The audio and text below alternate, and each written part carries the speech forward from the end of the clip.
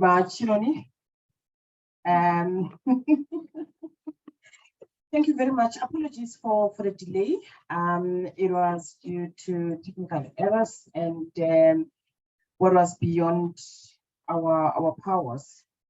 Thank you for your patience online, and thank you for your patience for those who are in here.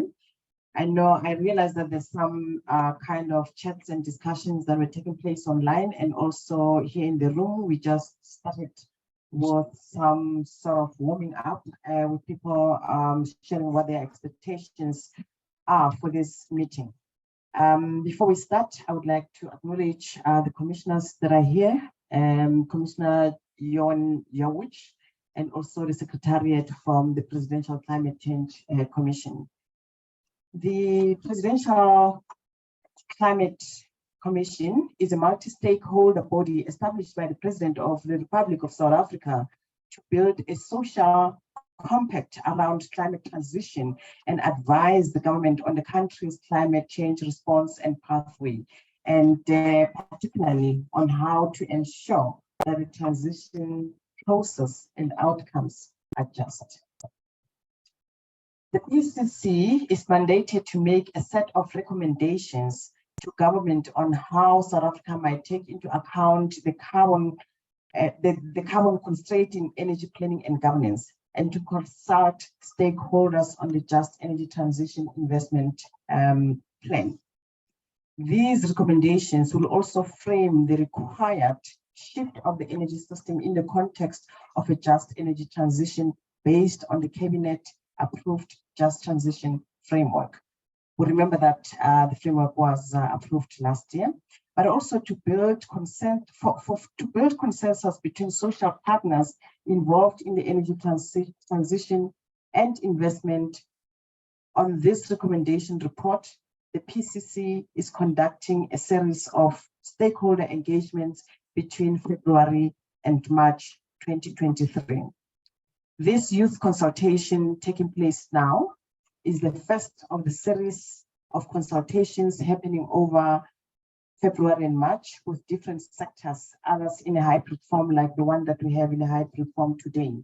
The other consultations are going to take place between the PCC, civil society organizations, faith communities, government, labor, business. And some of these consultations will take place at specified geographic areas planned in identified provinces.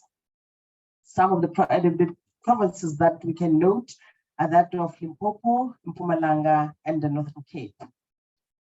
These consultations will be concluded with a national colloquium targeted to take place in May this year, where a summary of the findings, after all comments are consolidated, will be presented at the meeting.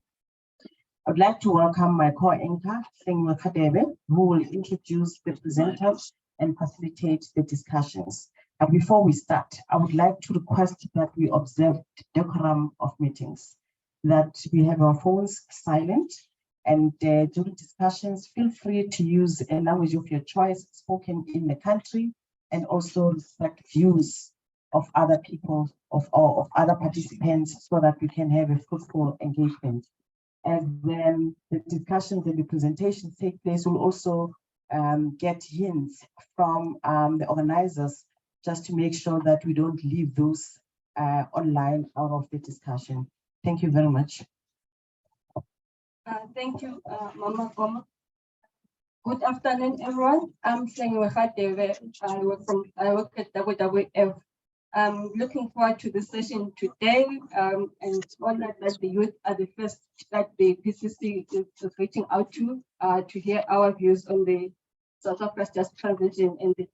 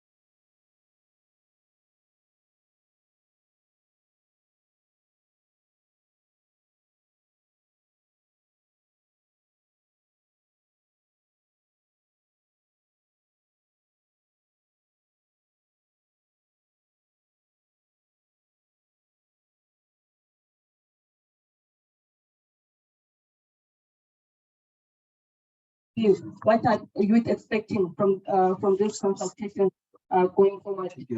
Our presenters are going to give us presentations. Please, if we have questions of clarity, please ask them during then. We'll take hands then. But in terms of wanting discussion, we'll only do discussions after presentation. So we'll only take questions of clarity when someone is presenting. So for our agenda today, we have Steve Nichols, who's head of mitigation from the PCC, will present on the just transition implementation framework and the PCC energy process. We'll then have a facilitated discussion where we will hope please do come in and share your views, your comments during that time. Depending on how things go, although I feel like we've lost a lot of time, we're going to take a break, but we'll see how things go then. After that, we'll have an introduction by the PCFTC member. I believe Deepak is going to do that introduction around the Just Energy Transition Investment Plan, and then Joanne is going to do the presentation on that. And then after that, again, we'll have a facilitated discussion. I think from the agenda, you can see that the presentations are taking a long time. Most of the sessions is around getting as much views from young people as possible. So please feel free to share your views, whether posing them as questions or putting them on the chat as views and comments. Thank you, and I'll hand over to you, Steve.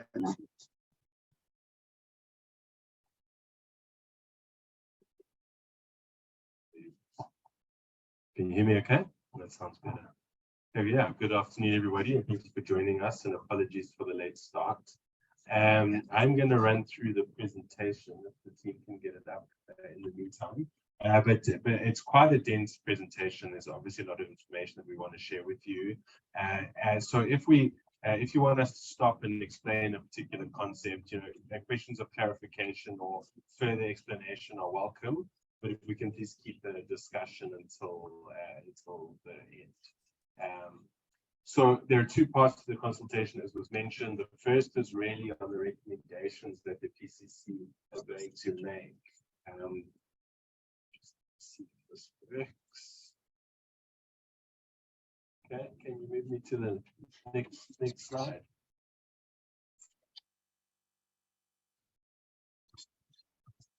Next one, please.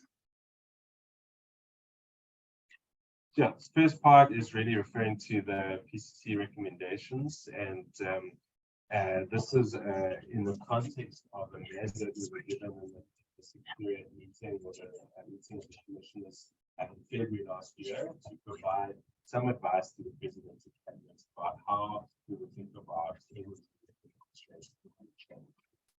And so, we can go to the next slide. And so we've a couple of things that we've been doing. The first thing has really been writing up these recommendations and researching these recommendations. We ran a whole bunch of events last year to try to sort of understand different perspectives on the various components of energy planning. Can you hear me better if I hold it like this? And then,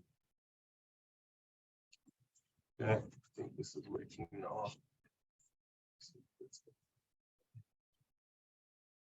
Okay, yeah, so just a quick sense of what we've done. We've held these events, they've been festival, and you can watch them online, and we'll give you the references. And we have done a whole bunch of research, we've commissioned research into particular topics, and we've hosted sort of an extended expert session with our commissioners. And that is how we've got to the kind of set of recommendations and conclusions that we've got to thus far. And what we hope to do now is a whole series of consultations with youth, with the interfaith movement, with business, with civil society, to get other people's perspectives, to make sure that we haven't missed anything. And so what we're hoping to hear from you is, what are your priorities? Do you think we've missed something? Do you know better data? Do you know better research? And that we will take all of the consultations, update our recommendations, and then take that into a sort of colloquium towards the end of March, and then we'll write that up into a presentation or a recommendations report. So that's kind of the progress. So just to say, we're presenting the learning so far. Nothing's finalized, nothing's written in stone. This is what we have concluded so far, and now we're kind of testing this with you. And the goal is to get your feedback, and we'll adjust as we go along. So the key context to this is the just transition. The PCC is guided by the just transitions framework. And so we think that the opportunity of the transition, because we have to make so many changes to the economy and how the economy works as a result of climate change, the opportunity is to do those changes in a way that lifts people out of poverty, inequality, and unemployment. So the just transition, the principles of that just transition are what drive us. And as I say, we think climate change is an opportunity. It's an opportunity for us to invent an economy that works better for the people of South Africa. There are a couple of key things we need to think about in terms of climate change, and the failure to act on climate change will make our economy less competitive. So this is a chart of our export commodities. So these are the things we sell internationally, and with that we earn currency, and we use that to pay debt and manage our balance of payments. So this is quite important, and it shows you the risk that we face as an economy, because the top 6 things that we export are platinum group metals, coal, iron ore, gold, ferroalloys, and the internal combustion engine. And these are all things that will be slowly phased out of our economy, maybe not gold, because of climate change. So we'll use less internal combustion engines, we'll burn less coal. Platinum group metals, a third of platinum group metals are used in internal combustion engines, right? And so even demand for platinum will be down. And so that puts some pressure on our economy. And so, and the worst sort of part of that is the people who bear the brunt of those failures of economic transition are the poor, right? Not only that, but we also face quite a significant climate risk, physical climate risk. So the changes from rainfall patterns and dryness and so on. And the key reference on that is what's called the IPCC 6th Assessment Report. So this is the part of the UN infrastructure that does research on climate change, and they collate all of the climate change research that's done around the world every couple of years and release these reports called the assessment reports. And this is now the 6th assessment report, so it's the 6th in the cycle of this process. And this year, for the first time, they had a special chapter on Africa. And so we have some more detailed understanding of what would happen specifically in Africa.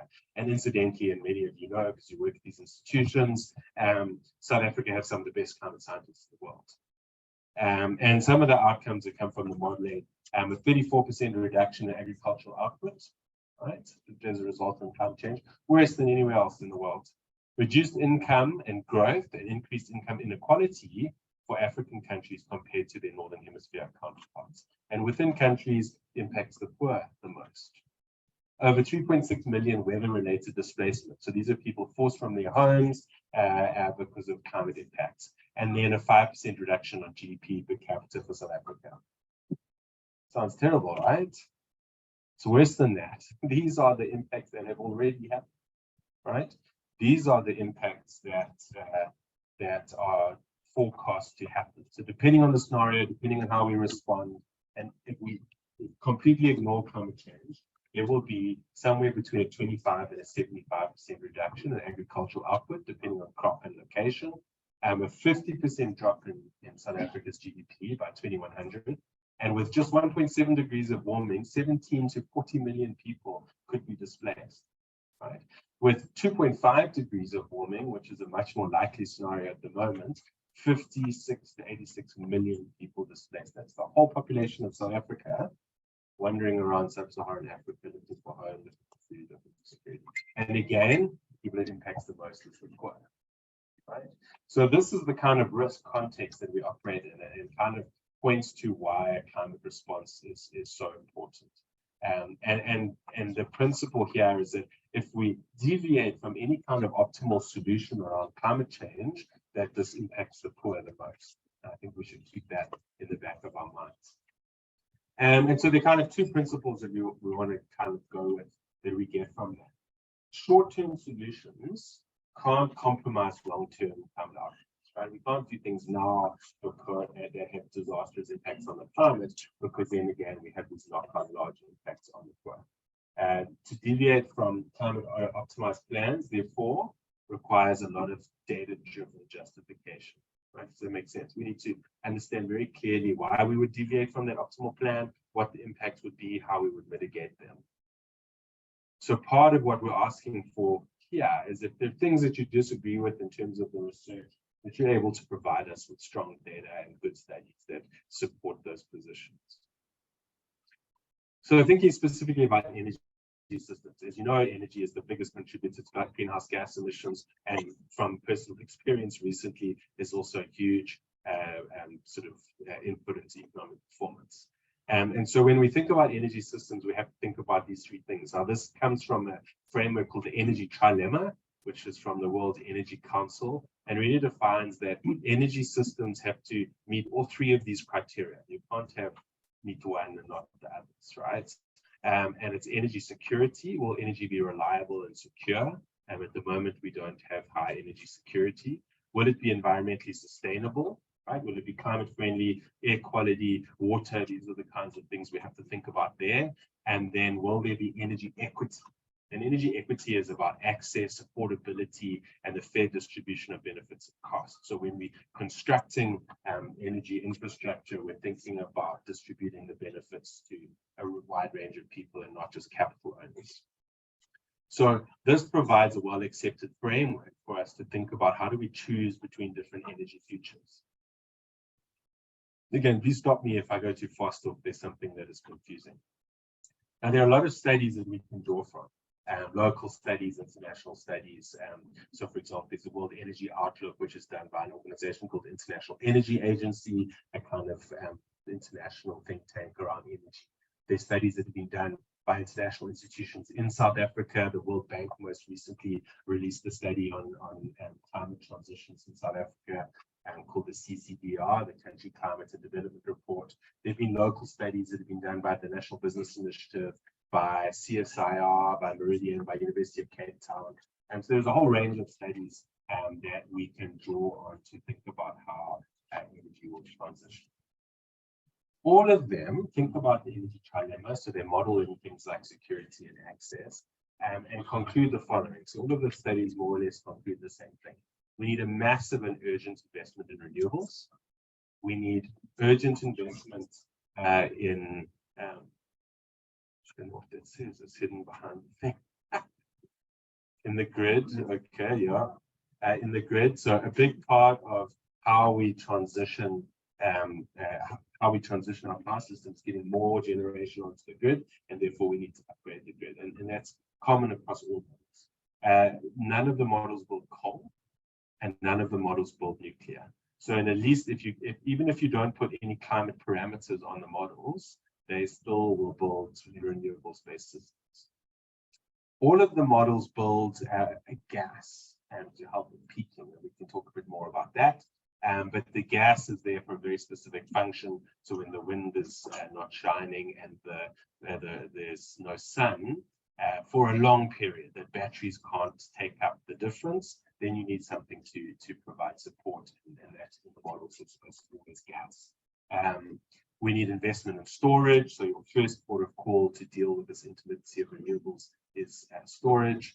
And then we need to manage inertia and frequency. Now, that's very complicated, but as we move from the systems that we have now that are sort of what they call baseload dominant to one that's more flexible and infrequent using renewables, there are some other things that you have to worry about. Particularly its inertia and frequency. Basically, you have to manage the frequency that electricity is provided to the grid, and that needs some additional services that aren't catered for on its own by renewables. So that's basically the model, right? Build lots of renewables, build storage, some support, upgrade the grid, and make sure that you have these other technologies to help deal with inertia and frequency. And all the models basically build the same thing. And so that is our kind of least cost optimized production. What does differ is when the models do it. And what defines that difference is how strictly you constrain the carbon budget. So if we say that the economy can only emit 7 gigatons of carbon between now and 2050, the models will apply that same structure, renewables, storage, gas, but earlier in some cases. So they'll shut down carbon. And you can see that the various models do that. So, for example, the System IQ model, which had a very low budget for electricity, that built gas earlier, and it built much more renewables earlier, right? And so you get a much bigger upfront capital cost relative to other models. But really, that's what we're dealing with. So the decision around energy development is really, we're going to need to build it in that way: renewables, storage, gas, and upgrade the grid. But we might still have to think a little bit more carefully about how quickly we do that, depending on the climate scenario that we think is most important. So if we think about the comparison of those two types of energy systems I talked about, the variable renewable systems and the traditional systems, across these energy trilemma criteria, if we think about variable systems versus traditional systems in terms of sustainability, right? The variable systems, that I think we don't need to debate, right? They're better for climate change, they're less emissions, they're better for water. You don't have the same kind of water impacts that you would, although you do use some water. And then air quality and health, obviously better for a renewable system, because you don't have all this pollution that's being put out into communities. On the energy equity side, it's access. You can do access with traditional systems. Actually, that should be a tick. But both systems can provide access.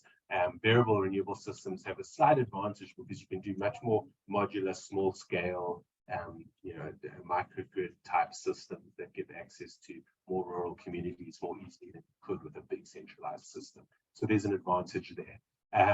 Affordability, study after study has shown that renewable energy systems are cheaper. That's why the models are choosing them. So you get a cheaper energy supply if you build out from here into a renewable system. And then fair distribution of benefits and costs. Well, that depends how you do it, right? Which gets us back to the just transition. And that's important how we do things in as much what we do. And then on the energy security side, which we'll talk about a bit more now, there's a lot of press coverage and media coverage that says that renewable systems aren't secure. We see that debate happening out in the media. The simple reality is that these systems are secure, and there's study after study by major reputable organizations. Here are opinion pieces from Yale, from Harvard, from the International Monetary Fund, from featured in the Financial Times. These are mainstream views. They are secure systems, but we do have to manage them differently. So we do have to worry about these two factors of inertia and frequency management. And this really was the topic of the first two dialogues. I mentioned last year we ran a series of 7 kind of information dialogues. The first 2 dealt with the technical details of energy security. So you're welcome to go and find those if you're interested in a lot more detail. But basically making the point, and one of the speakers was from Eskom, is that you can run these systems in a secure way. And just to kind of illustrate what we're seeing around the world, is more and more countries having high levels of renewable energy generation penetration. So, for example, 70% of Denmark's energy comes from renewable. And they've managed to solve many of these grid stability problems around inertia and frequency management. And you can see that the increase is significant over the last 10 years for a lot of countries. So this is the output from the NBI work, but all of the studies have a similar trajectory, as I mentioned, and they talk about 2 scenarios: a sort of least emission scenario where the model optimizes for energy, optimizes the energy mix for climate change, and a scenario that comes from aligning much more closely with the IRP. Have we just lost here or everything?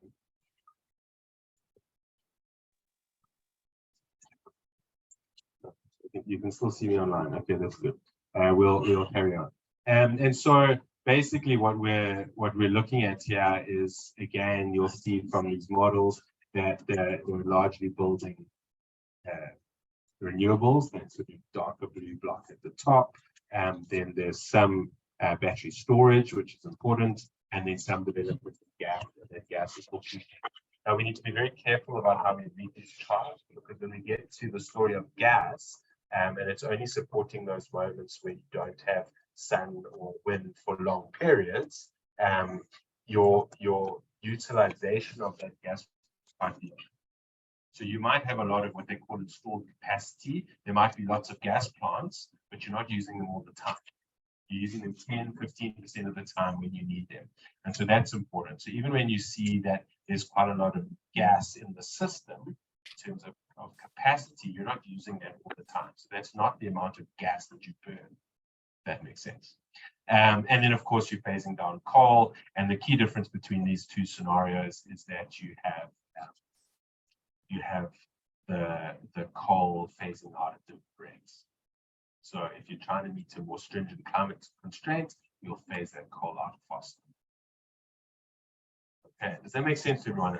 I know you were doing that without the chart, but just to repeat, lots of renewables, some storage, gas, but you're not normally burning that gas, it's just stored capacity, and then you're phasing out coal. And between these two scenarios, you're phasing out coal by 2050 in the IRP aligned scenario, and you're phasing it out by about 2040 in the optimized emission scenario.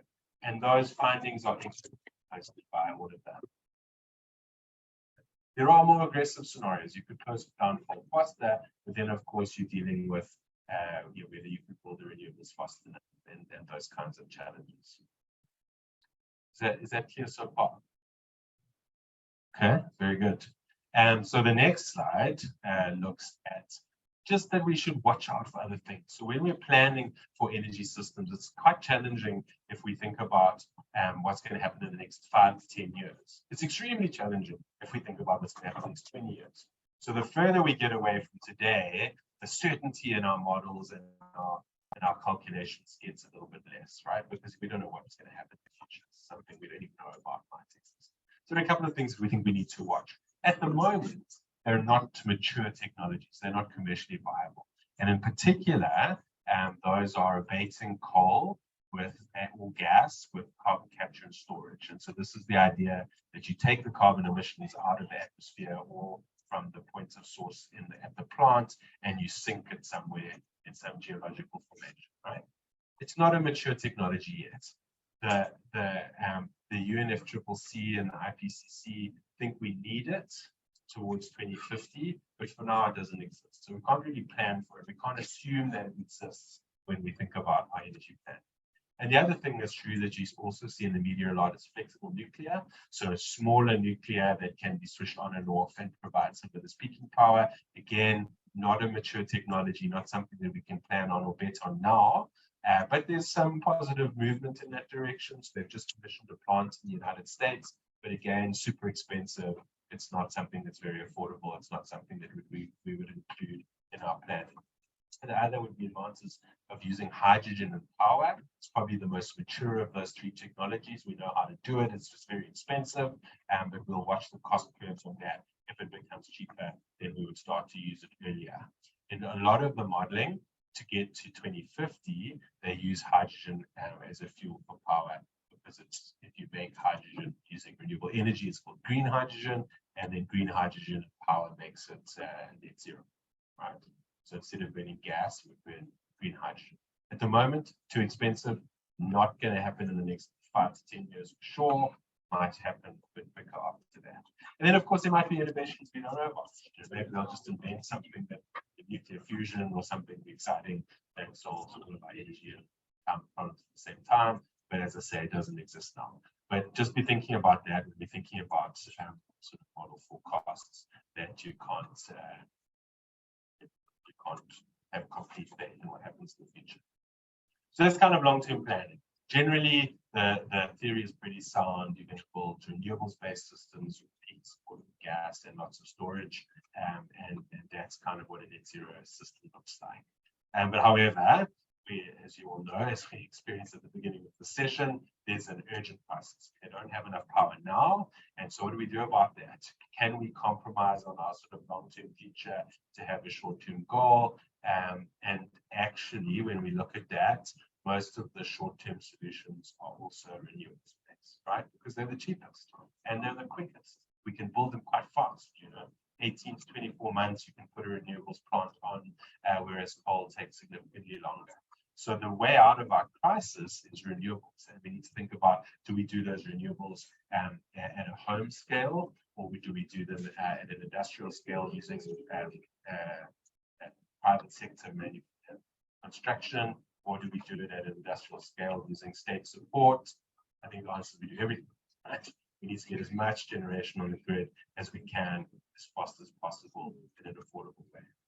And here's some data from Eskom. They think the same thing. They've looked at different technology types, what their least cost, levelized cost of energy is. So that's basically the cost of the system to be able to provide power. And they've looked at the build time. And you'll see there that that renewables are the cheapest and they are the quickest to build. And so this is the kind of system we would see in the short term as well. And then we have to think about where this power is. So in the short term, the big challenge for us all is that the grid is constrained. Okay, so you can't get power just anywhere you want. You have to have the cables and the transmission infrastructure to get the power from where it's made to where it's being used. Okay, makes sense?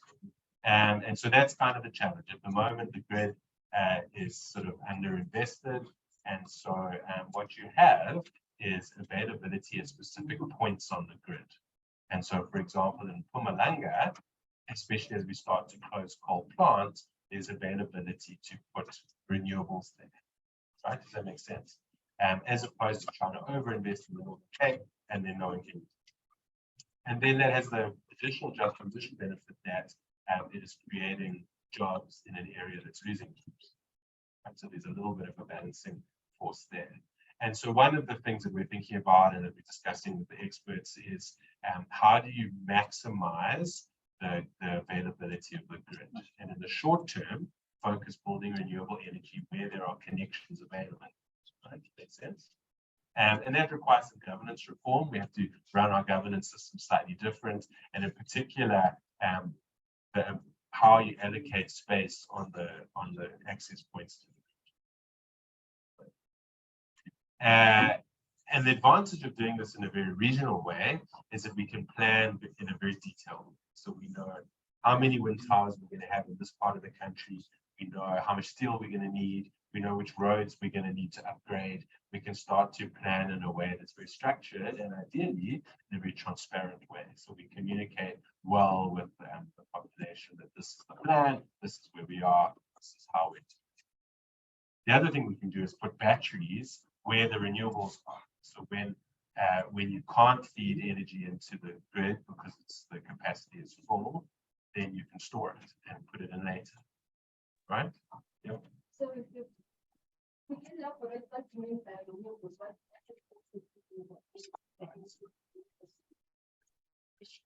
and so shorthand renewables is you need a combination of wind and solar. Right? And now, obviously, wind or solar is based on the Northern Cape. Right? It's basically desert, it's not the sun.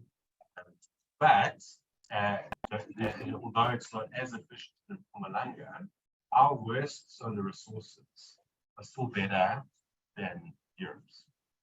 Right? We managed to make solar work. So it's still commercially viable. So you do lose a little bit of efficiency depending on where you put it. But so we're talking about solar and wind. Okay. So in addition to the grid, we have to think about investing in the grid and this grid access regional plan. We also have to think about these points that I made around inertia and grid stability. And Eskom have some excellent partnerships already working on this problem in the long term. So these are solvable problems, but there are areas that we need additional research and additional thinking.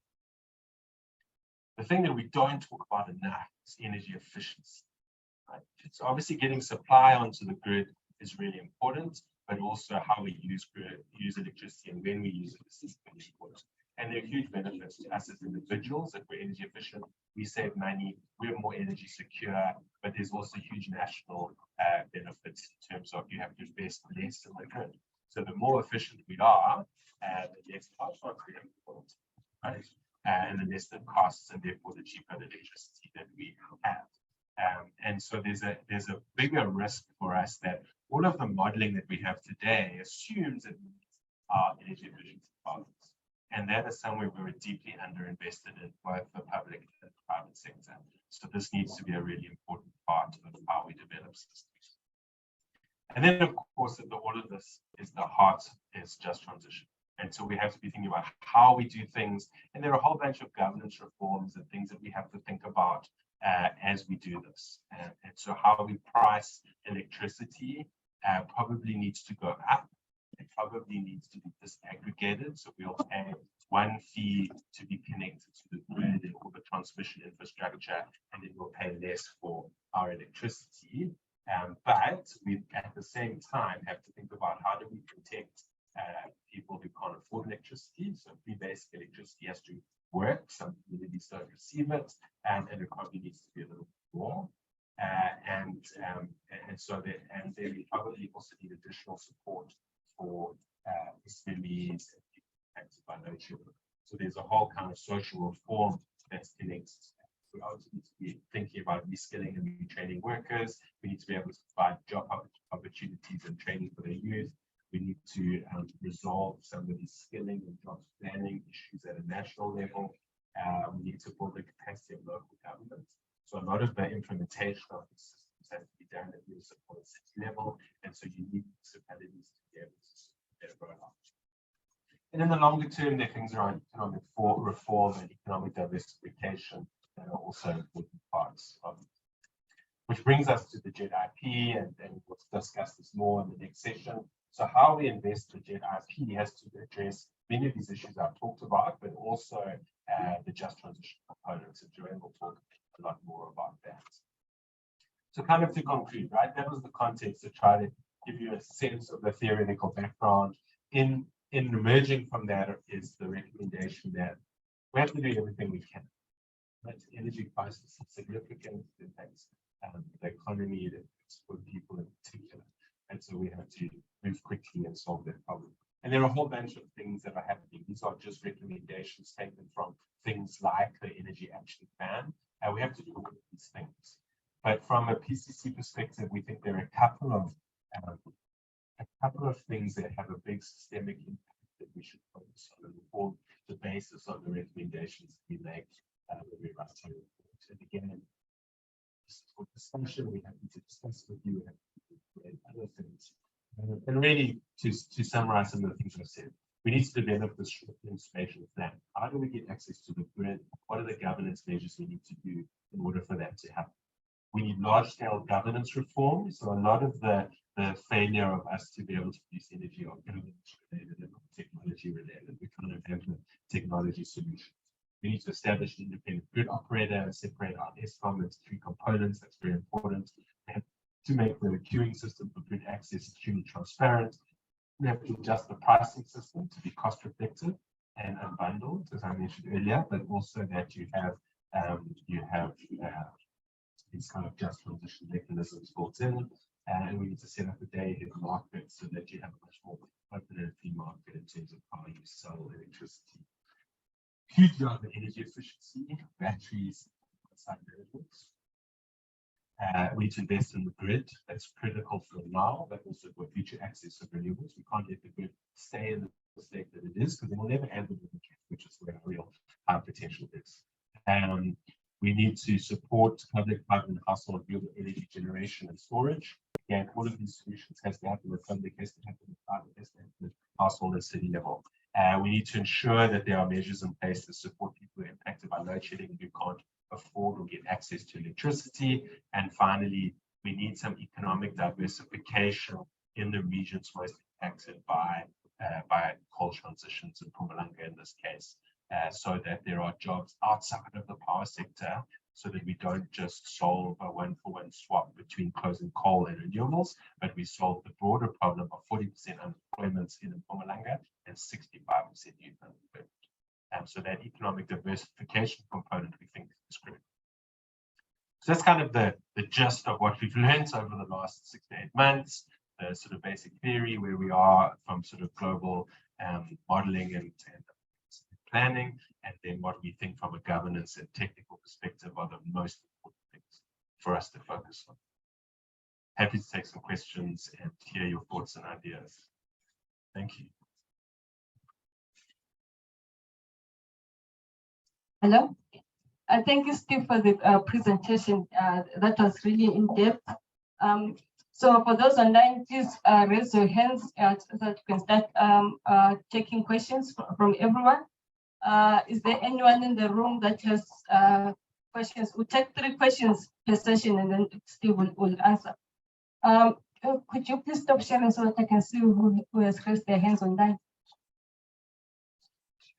Okay, I'll take the questions here before we go on down, because at the moment I can't see who has raised the question, their hands online. Thank you. So please introduce yourself. Hi, I'm Jake Gordon. I'm a Slayer for YPC for the high school network. I was just wondering, I mean, I haven't done research into this, but I know that landfills release methane.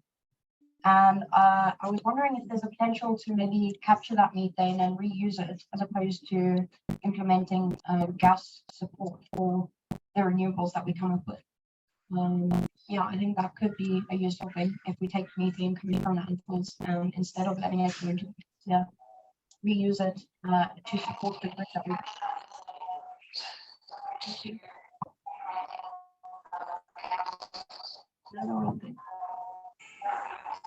The next round of questions will be online. Yeah.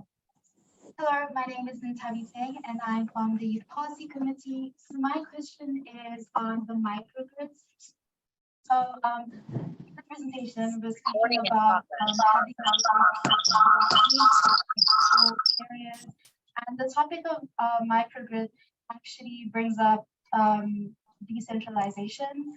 And I think that, you know, in the SAYCAB, we mentioned how we want to capacitate young entrepreneurs to develop green businesses, and having a community-centered approach with regards to, you know, energy security is really important, because if we rely on like one source of energy and then having that, like, you know, sending that energy to other communities, you're going to find that not a lot of communities are strong and they're impacted by load shedding. So I think it will be wise to have community-centered approaches in developing renewable energy projects, because of the positive influence they have in job creation, economic and skills development in local communities.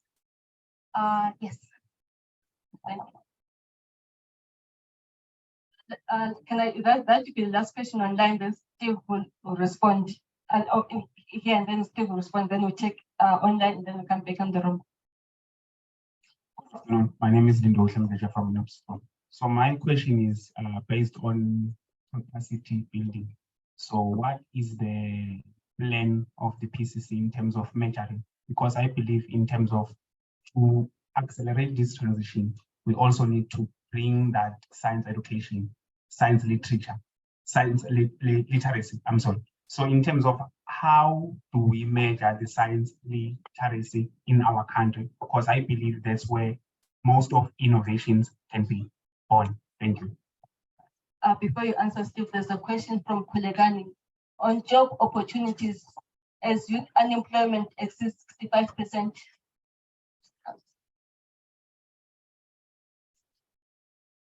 You have it. All right. Please respond to that as well. Thank you. Okay, thanks. I mean, excellent questions. Jacob, I think that that is something that should be done. I think that it's probably not enough to support the peaking function, but something we should look into, so we will.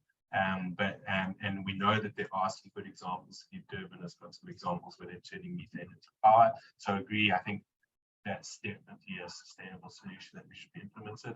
Probably not enough scale to do what we really need, particularly when we get to high penetrations of renewables. But we'll confirm that. In terms of saying microgrids, I mean, I agree with everything you said. They're all really important, and again, it speaks to how we implement. And there are a lot of elements in the investment plan actually that talk to that. And I think the sort of community-centered approach is key, and talks to another component of a just transition, which is ownership. So how we implement these microgrids and even the sort of main power installations need to be community owned, as well as having public. There'll need to be some kind of combination. but I agree with everything you said. In terms of training and building skills of youth, there are things that are happening. So there's a Saratech ESCOM training facility happening in Komati, where they closed Komati down. There are TVET colleges working with the private sector and other players to improve their training facilities on renewable energies. One in the Northern Cape, they talk to people in Mulunga as well. So there are things happening, but again, it's something that needs to be scaled up. And Joanne will probably talk to that a bit later as well. It's also part of the investment plan. Science literacy is critical. And in fact, general education and skills development is critical. So the long-term process that we have to undergo, that the PCC is trying to support, is to say, how do we see what these future economies look like? So not just looking at power, we're also looking at transport and agriculture and all of the other sectors of the economy. How do they transition over time? What kind of jobs and skills will be, what kind of jobs will be created in that process? So for example, when we install hydrogen, we're going to need electrolyzer engines and electrolyzer welders. And both of those are totally new skill sets that we would need to build into our education system. So the process is kind of, let's think about what this future economy looks like. Let's understand what kind of jobs and skills are needed for the future, and then build that into our universities, technical vocational education training colleges, and schooling. But that's a slightly more longer term plan. Obviously not something we need in this report, but it's certainly something that's on our radar that we're thinking carefully about. There's a question from Kulikani online.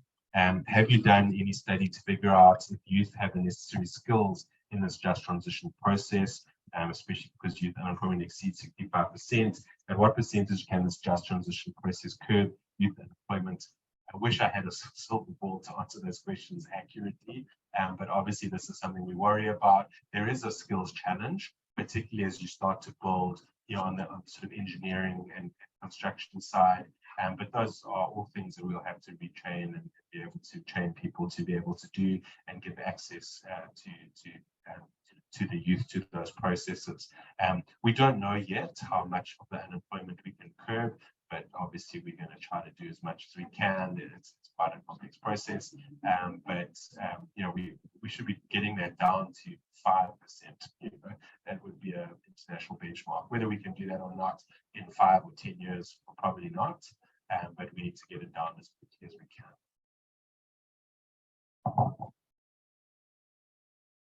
Thank you, Steve. So I have about 4 hands up online. There was one hand that I see has disappeared, right. So I'll go with Mpumelelo Kulu, Jody Brown, and Tandile. Please go in that order. Thank you very much. Can I just check if I'm audible?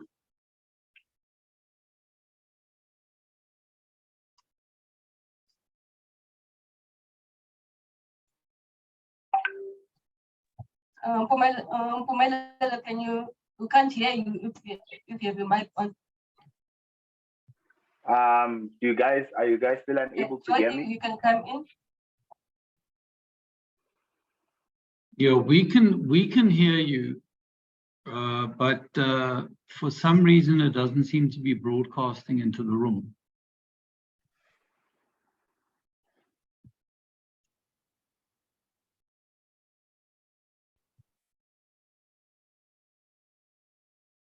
If there's an issue with speaking, please do share your questions also on the chat. We're watching that. Hi there. Just checking if you guys are able to hear us outside, because as mentioned earlier by Crispian, we are able to hear the people commenting.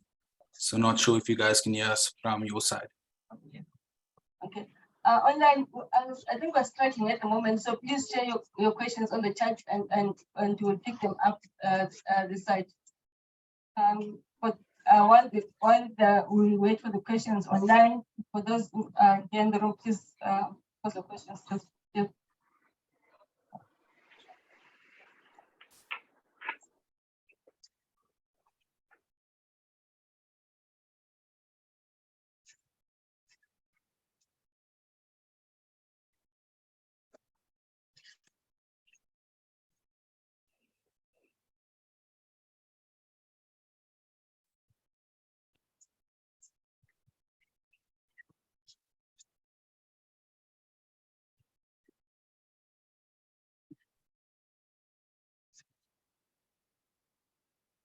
Thank you. Thank you, Steve, for the high-pitched presentation. To be quite honest, it's a high-level presentation. I was even afraid to stop you because if you were to ask what really is it that I'm not hearing, particularly everything is difficult because there is a lot of graph and technicalities that is presented there, and we have a limited time. So my question will be on you spoke a lot about coal. So what I want to know in these processes and the recommendations that we have is that when we decommission the coal plants and the coal mines, what exactly going to happen with the coal? Do we keep it on the ground, or do we still continue making business exporting the coal? And then in terms of in the municipality, they are the ones that are going to give us this just transition as service delivery. So in these processes and plans, are these plans integrated with the municipal IDPs? Are they linked? And the other thing, you spoke a lot about the skills issue, and I didn't hear you make mention of the informal economy, your mechanics, your electricians who are also will be affected by this transition. Thank you.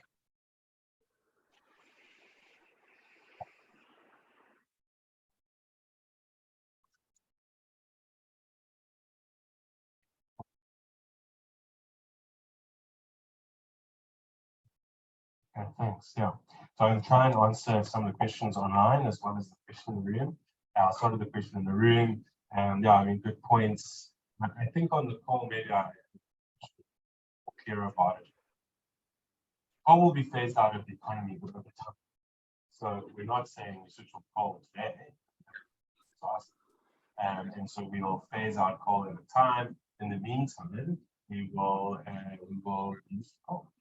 So we'll the power plants will be at least in the case of Sealy. So there's not necessarily any early shutdown in the system. Plus, there are still export markets, although those export markets will get smaller as different countries also start to phase out their coal demand. But while that export demand remains, obviously we'll continue to supply coal into international markets. And in some models, you even have coal being used in the electricity system like gas. So you run those coal plants at 10% utilization. So they're not on all the time. You're just using it for short periods in the year, typically around April. And then, of course, there would be a coal supply into the system then as well. So that's kind of a part of the coal story. The municipalities, yes, there needs to be alignment across all of these sort of local economic development plans. Some municipalities do that really well, some municipalities don't. And so it's really a case of identifying how do we support those municipalities, how can they learn from municipalities that do this really well. But that's a key, it's a really important part. The municipalities are really central to a lot of what goes on in South Africa. And so building their capacity and helping them align amongst themselves is really important. And we will actually have a consultation like this with the SELGA to deal with some of those issues. On the skills, I mean, informal economy is a really good point. It's also an important source of other skills. So you mentioned mechanics, electricians, but even people like hairdressers,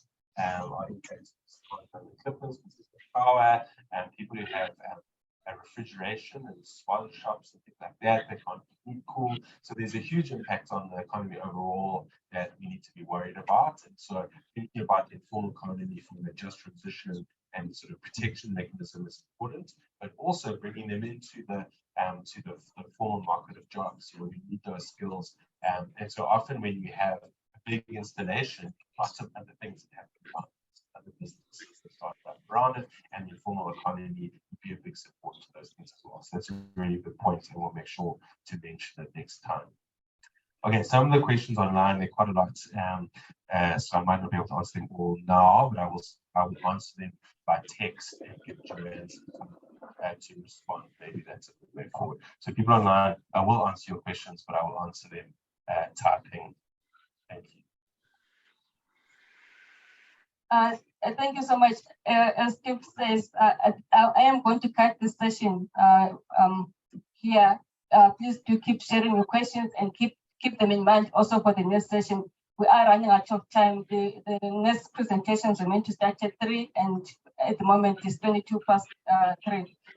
Steve, while you are responding, my question is, why is hydro not part of the options?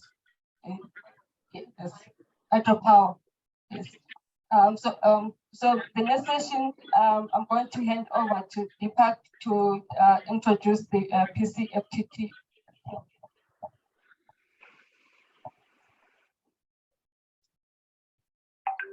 Thank you very much, Slingiwe, and good afternoon, colleagues.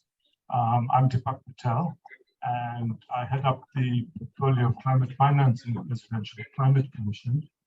But I'm also a member of the Presidential Climate Finance Task Team, which task team was, during the course of last year, entrusted to come up with, as well as negotiate, the $8.5 billion that were pledged by the international partner group. As colleagues know, through sessions we held last year, that this $8.5 billion deal was offered at COP26 in Glasgow, and we believe that it was largely in response to a very ambitious, nationally determined contribution that the country lodged with the UNFCCC, and in a context where the international developed community was looking for an opportunity to make good on failed promises from the past.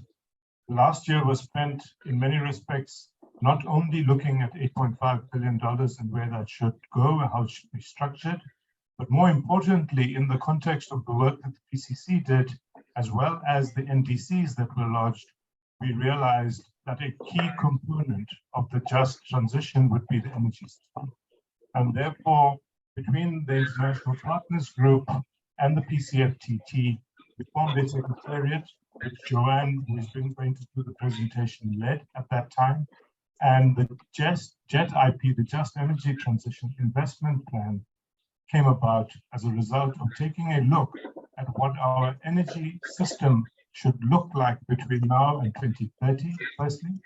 Secondly, how the $8.5 billion could be used to catalyze that trajectory. And finally, look at what the overall cost of the Just Energy Transition Investment Plan would be. And the conclusion, which Joanne will go into some detail on, is that the $8.5 billion is just simply not enough. In fact, it is just a minute amount compared to the $98 billion that will be required between now and 2030. So as we go into a presentation on the JET-IP, from a PCFTT point of view, we would urge that while we would want comments on the 8.5 billion, its composition has given what really the focus between us as stakeholders and social partners should be on how to fill the gap of almost $90 billion that is required to 2030. And I would urge that as we engage in these sessions and dialogue on an ongoing basis into the future, we together find a way of answering that particular question. That is, how do we raise the $90-odd billion in domestic, international, philanthropic, as well as capital and financial markets to realize our ambitions with respect to the objectives of an electricity or an energy transition. With those words, I want to hand over to Joanne, who will take us through the JET-IP. Thank you. Thank you, Deepak. Just to say online, I'm not ignoring you. When the discussion starts, I am going to start with online people, so we'll hopefully be able to hear your voices online. We definitely don't want to leave you out in this discussion. Over to you, Joanne. Okay, afternoon, everybody, and it's great to be here. Yeah, I'm a bit worried that we have limited time, but we'll get as far as we can. Can we get the presentation up again?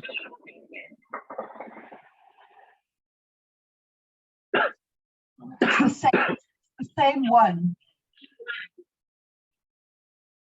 It's the next part of it.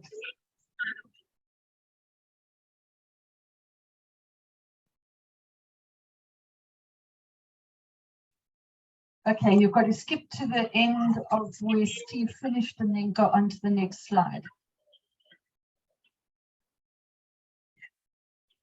Okay, yeah, just 2 more down, I think.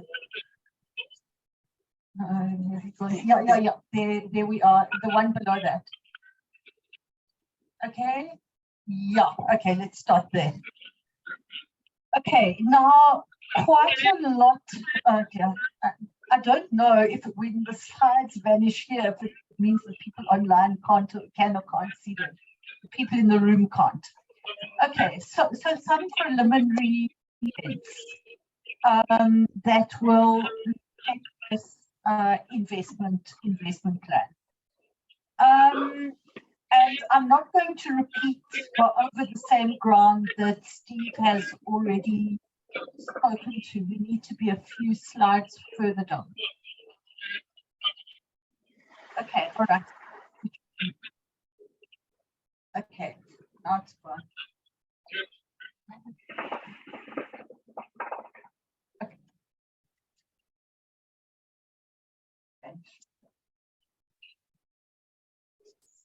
Okay, all right.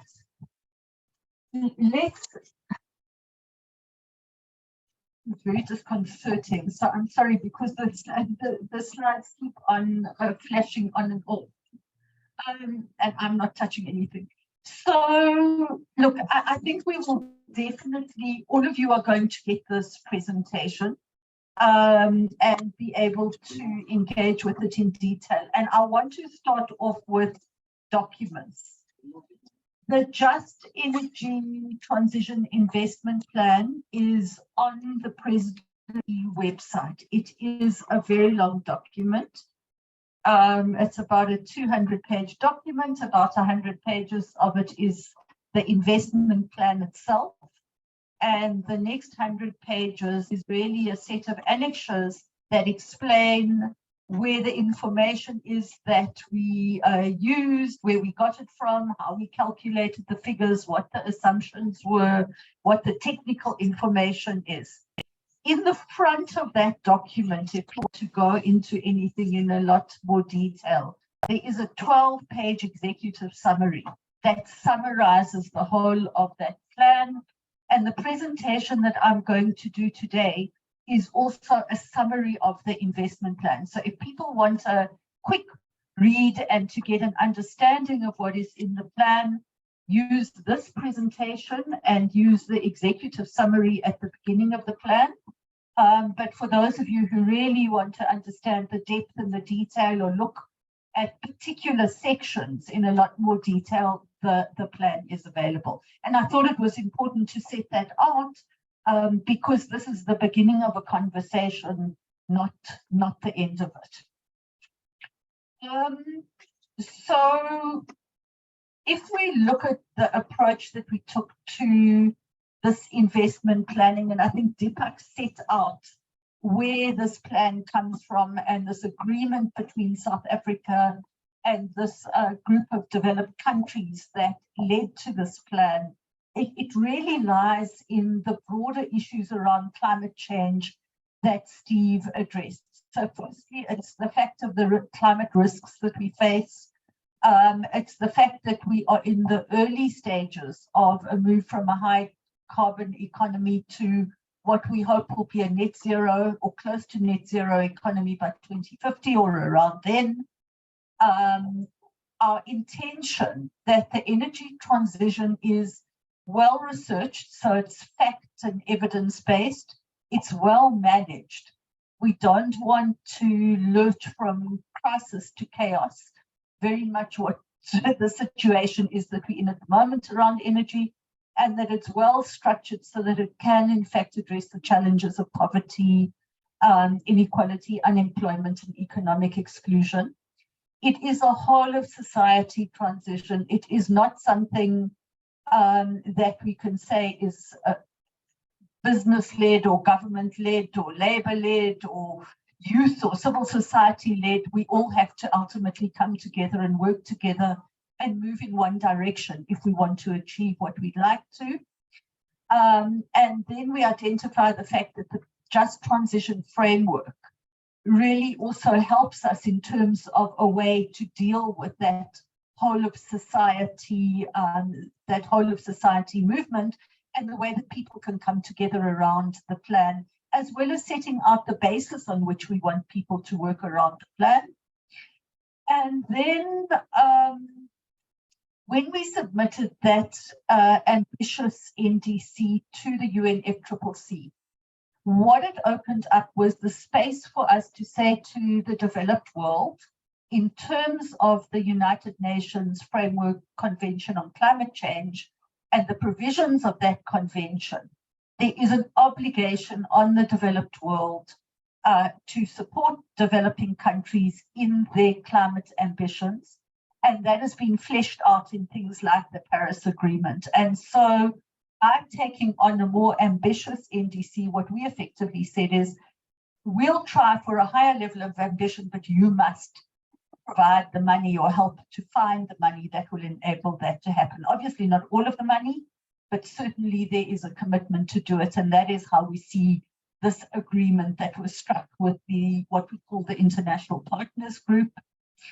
And in that agreement that was signed in Glasgow, I think there are a couple of things that are important. The first is that it was set out as a 3 to 5 year rolling partnership, which is why the plan is a 2023 to 2027 plan, because what it does is to look at the first 5 years of what we will see as an ongoing process of engagement that will lead to hopefully successive tranches of finance. So that was the one important thing about that agreement. The second thing is that there was an agreement. This does not deal with the whole of the climate issue, does not deal with adaptation, and it doesn't even deal with all the mitigation sectors. It deals with important ones though.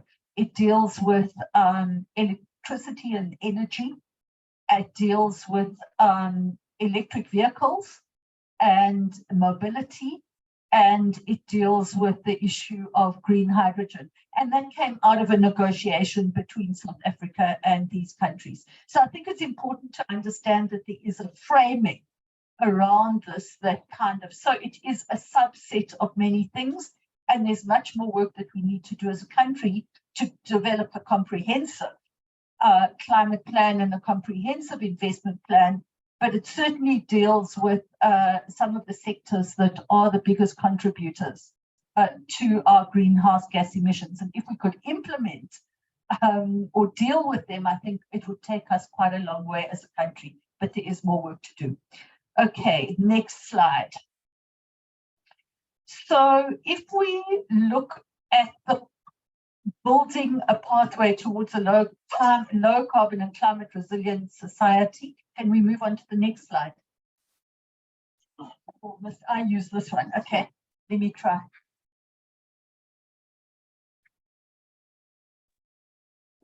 This doesn't seem to be moving anything. Maybe it will now.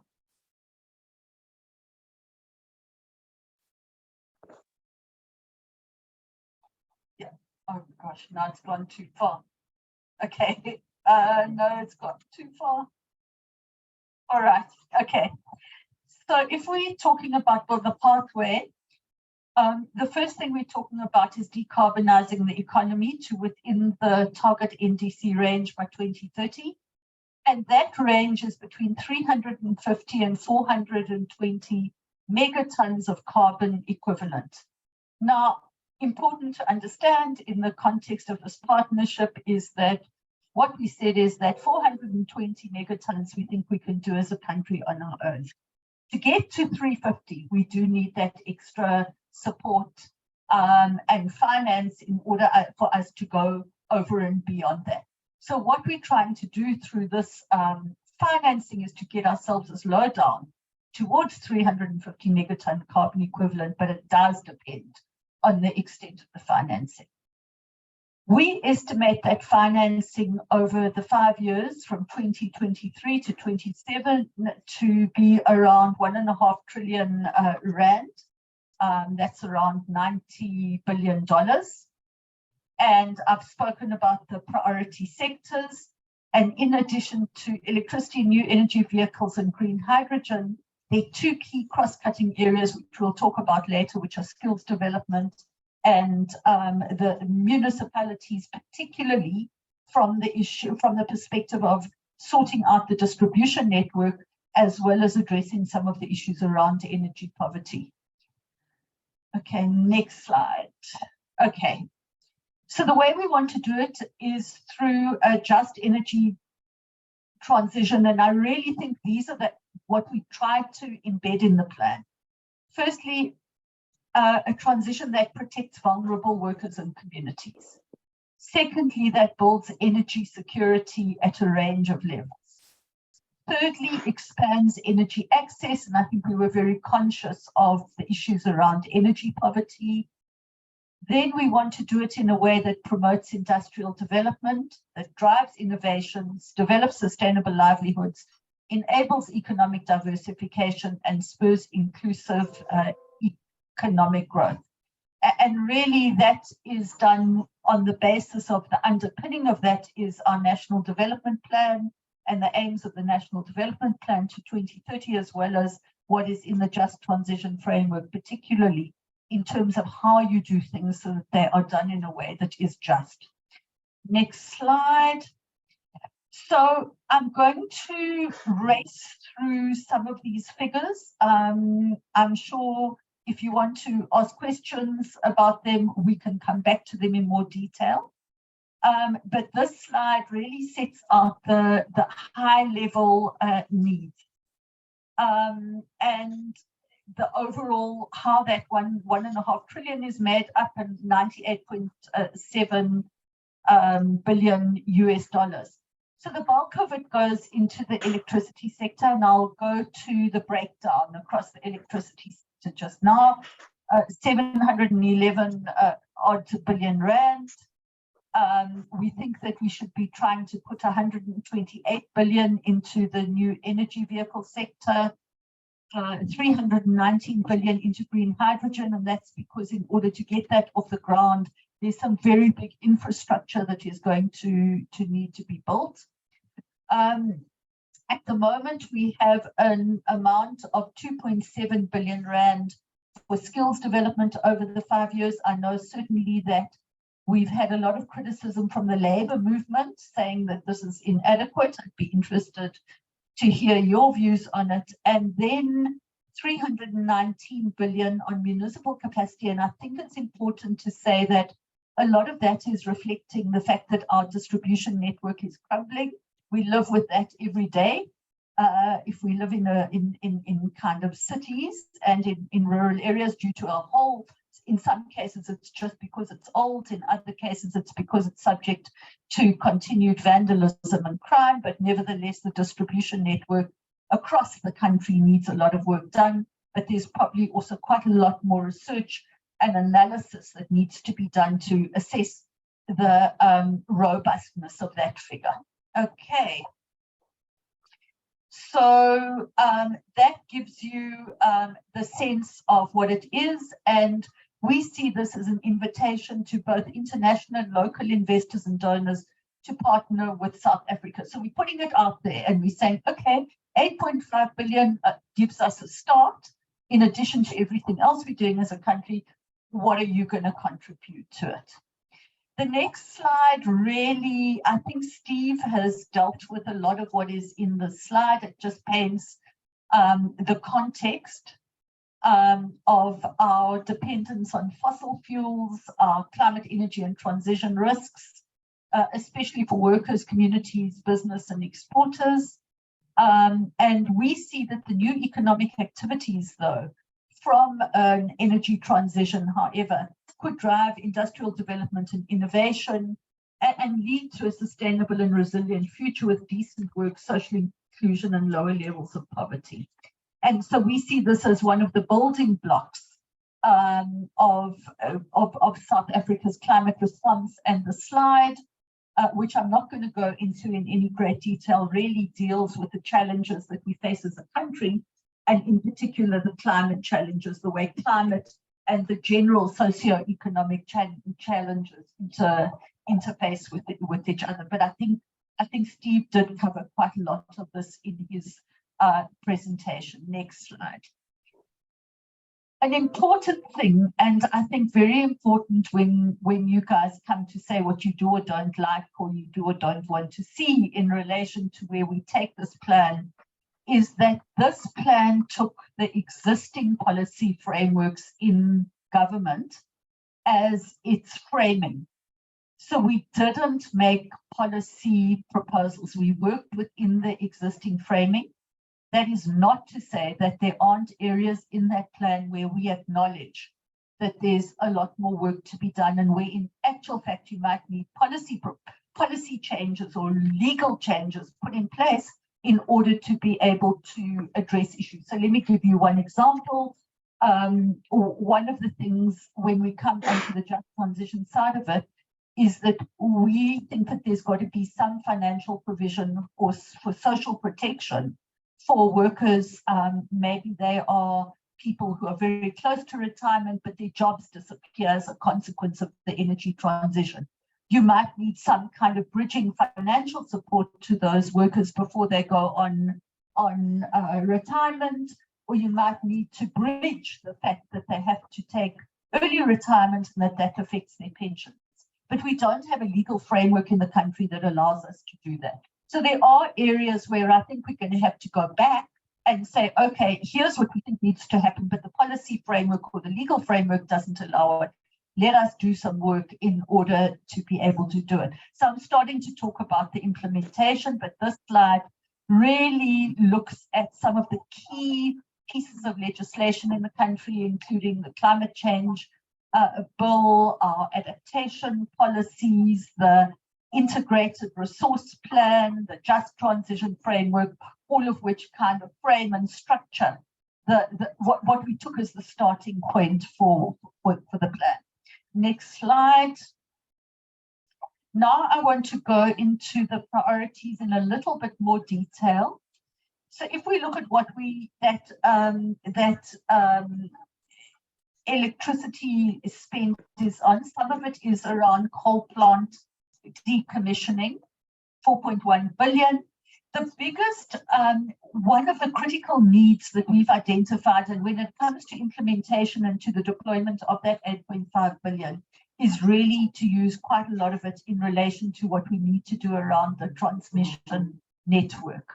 So in other words, in particular, at the moment, you've got a lot of, I'm sure all of you will have seen that when it came to allocating the bid windows 5 and 6 proposals, there were a whole lot of those wind proposals that couldn't be finalized because you couldn't secure a connection to the grid, particularly in the Northern and the Eastern Cape. So sorting out the grid so that we can get a greater proportion of renewables onto the grid and fed into the system is an absolutely critical issue. Sorting out distribution, the Eskom distribution network, as well as obviously then the municipal one, is important. We've made a provision for new solar and new wind, which we are presuming will be provided in a range of ways by a range of providers, some by the private sector, some by the public sector. And then what we've also done is to put in a provision for battery storage. And that also becomes very critical when we look at how we are going to deal with intermittency in a renewables system. And there's very little industry. In fact, I don't know if there's any industrial scale battery storage in South Africa. But if you look at other countries in the world, there's some very big investment in it as a way of dealing with that.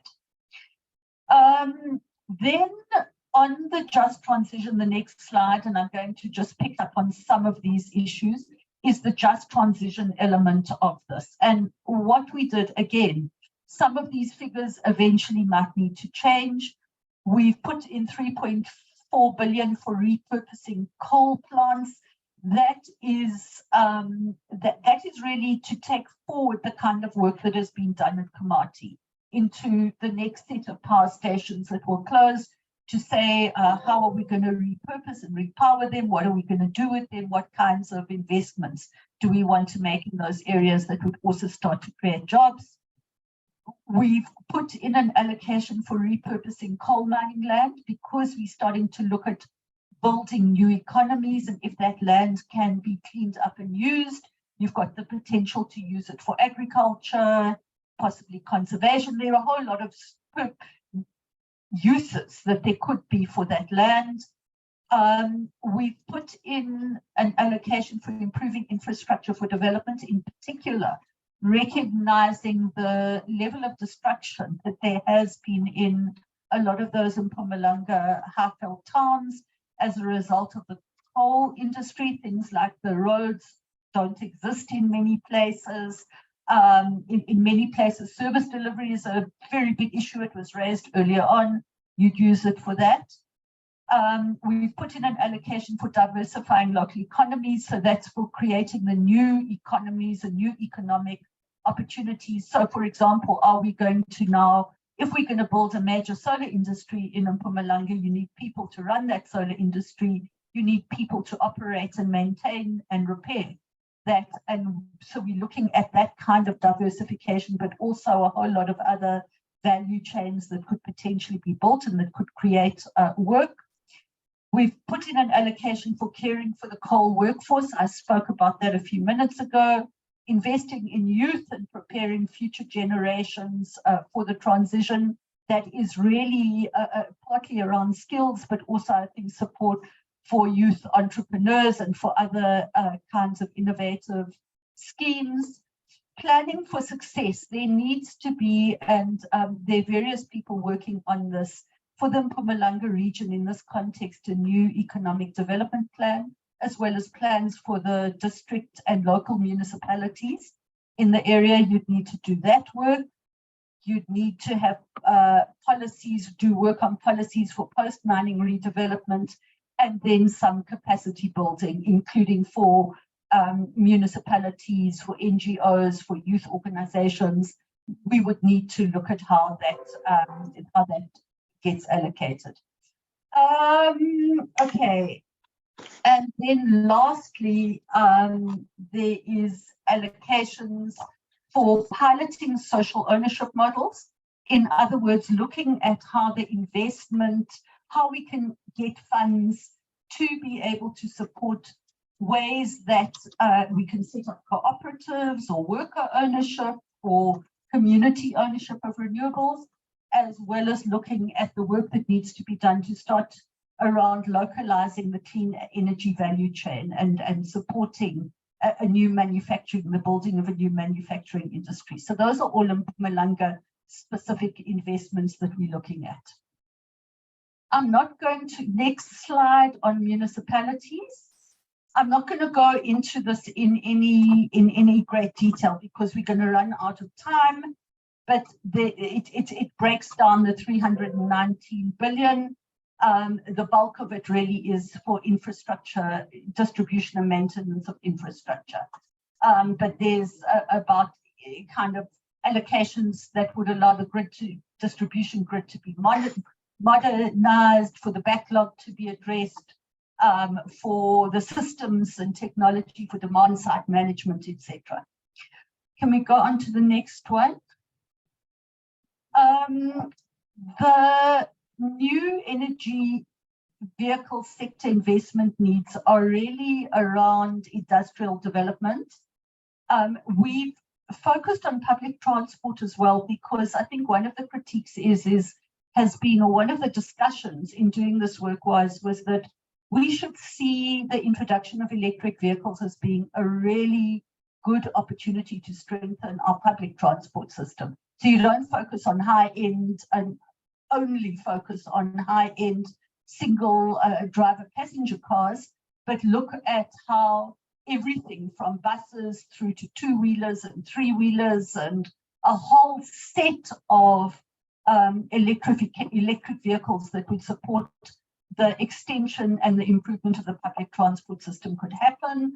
And then there are a whole lot of suggestions around supporting innovation, technical assistance, and work to deploy the electric vehicles. Next one.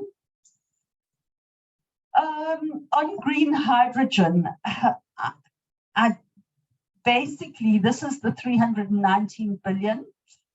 There's a lot of allocations around project feasibility costs and looking at the different things you do with green hydrogen. So producing aviation fuel, e-methanol, fuel cells, green ammonia, green steel, looking at hydrogen mobility like that big Anglo truck that I'm sure that all of you have seen in the news, as well as the infrastructure. And then there's quite a big allocation for the capital costs that the production of each of those would allow, including for at the end, a very big allocation for port project development and port infrastructure. And there's talk about either building a new port at Bochuba in the Northern Cape or expanding the Saldanha port to be able to deal with green hydrogen. So it's sort of half of that amount is really an infrastructure amount.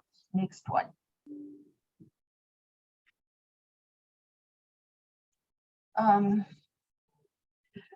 Okay, then lastly but not least is the 2.65 billion allocation for skills. We're looking at, on the one hand, looking at what you need to do at a high level in order to come up with a coherent skills plan, not only for Mpumalanga but for the country. Then we're looking at pilot skills development zones in Mpumalanga, the Eastern and the Northern Cape. I'm sure everywhere else in the country wants that as well. So I think that certainly that would need to be expanded. And then we need to find a way that we can use the existing funds that are in the school, so in the skill system, which is quite a lot. I mean, it's the money in the CETAs, it's the money that goes into the TVET colleges, it's the learnerships that business provides, it is the bursaries that the business sector provides, and look at how that can all be mobilized and work together much better in order to get much better outcomes in the context of a just energy transition. Okay, so they were then going on to the financing principles, a set of principles around underpinning this that the PCF developed. And firstly, that the finance should follow the UNFCCC principles of developed countries supporting developing. We've spoken about that. It should be additional to existing climate and development commitments. It should reflect our unique needs as reflected in the JET-IP. So in other words, what we don't want is people coming and saying, this is what you must do with the money. We must have the plan and they must then respond to that. We need to mainstream the financing of the just transition, which we've done in the plan. The sovereign debt, here's the loan issue. That sovereign debt term should be more attractive than could be secured in the capital markets. An important point is that National Treasury buys and operates on the capital markets and bond markets. Our country has a fairly high level of debt, and National Treasury manages that by buying and selling money. And so what we must do is to make sure that this money is not more expensive than what they do in the normal course of events. And National Treasury has spent quite a lot of time looking at these offers and making sure that that principle applies. The finance flow should be predictable and certain. It should be channeled through institutions that are best placed to manage them. Partnerships with the private sector should foster appropriate risk sharing. So you don't want government to take all the risk and the private sector to take none, or the private sector to take all the risk and government to take none. You've got to have a balance there. and governance and safeguards, in particular in relation to corruption and making sure that the money goes to where it's intended, must be in place. Okay, so, and the intention really is that limited public finance must be used to attract additional finance from a range of sources, particularly from the private sector and institutional investors. So private capital, the pension funds, the long-term institutional investors, you want all of those people investing on the back of the money that we can raise from the international community. Okay, next slide. All right, now let's go on to this just sets out what the finance, a bit more detail around the financing gap in relation to the difference between the 8.5 billion and what we need, and looks at where the money will come from. And importantly to say, in the process of doing this investment plan, the PCFTT spent quite a lot of time talking to the private sector about what they were looking to invest in the energy transition over the next 5 years. And 500, this figure of 500 billion rand is what the private sector investors see as being in their pipelines, that they are already intending to invest into these sectors over the next 5 years. But there is still a significant gap. The gap is most significant in green hydrogen, where out of existing funds, there's only 11% of what we need at the moment.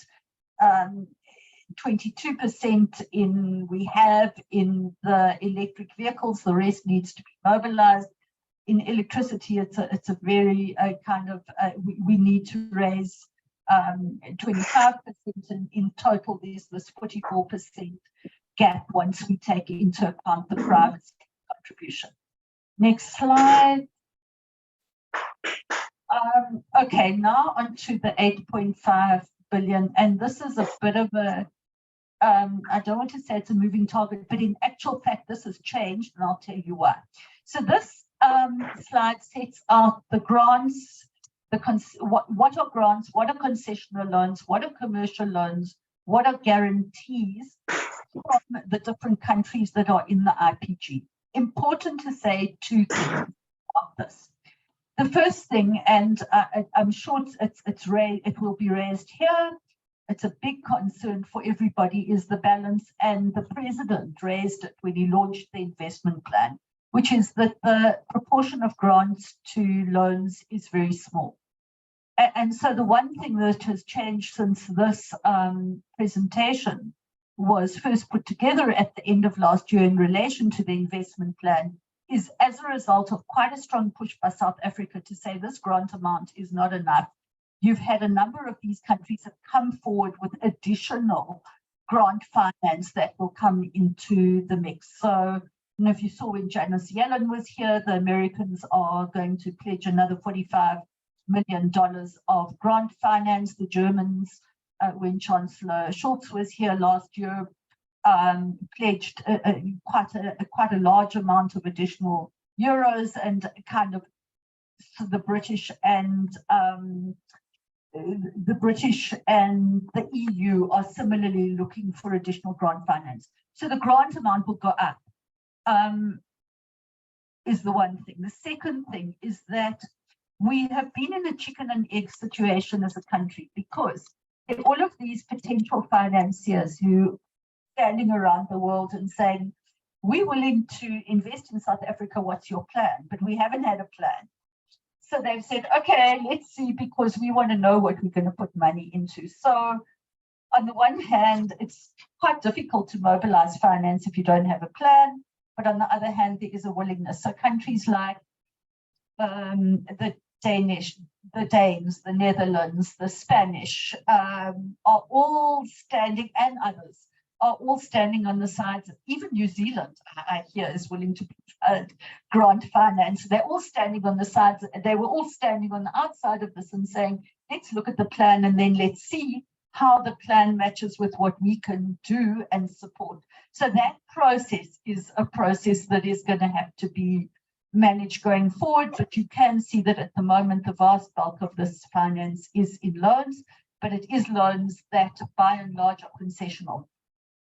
The commercial loans coming from the United Kingdom and the United States are being channeled through the institutions in those countries that really support the just energy transition interventions by the private sector, but including from small and medium enterprises.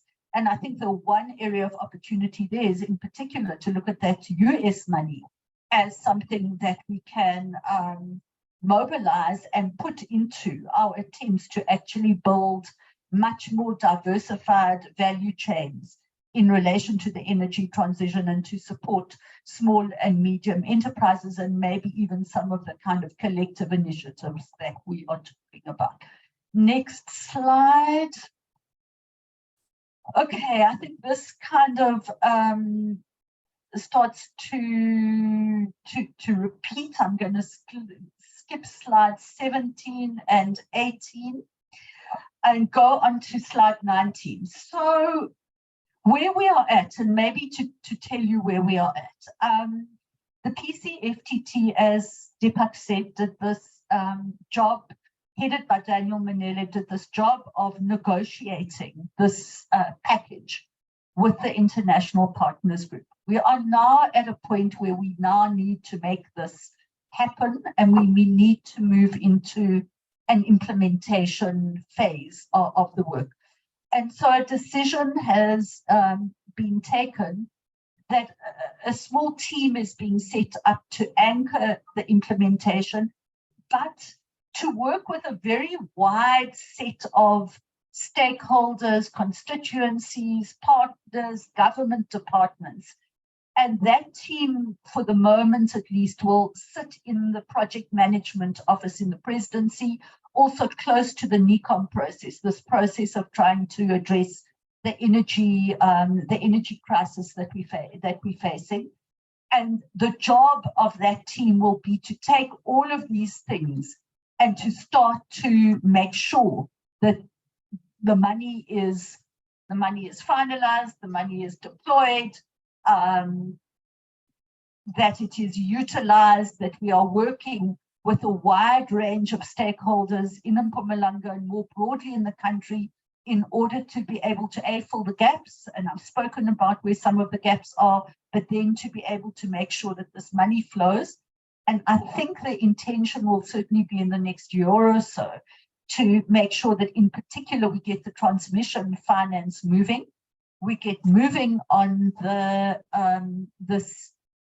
repurposing and repowering of coal plants in a much more fundamental way, and that we work with all of the stakeholders in Mpumalanga in order to make sure that the kinds of initiatives and programs that are being planned are having finance put behind them at a range of levels. And I would certainly want to see that finance on the one hand going to government at both provincial and municipal level, but also going into a range of civil society organizations, including youth organizations, the education space, skills development, and then bring the private sector in as a partner, including bringing in Eskom and the mining industry as partners in order to get this implementation happening.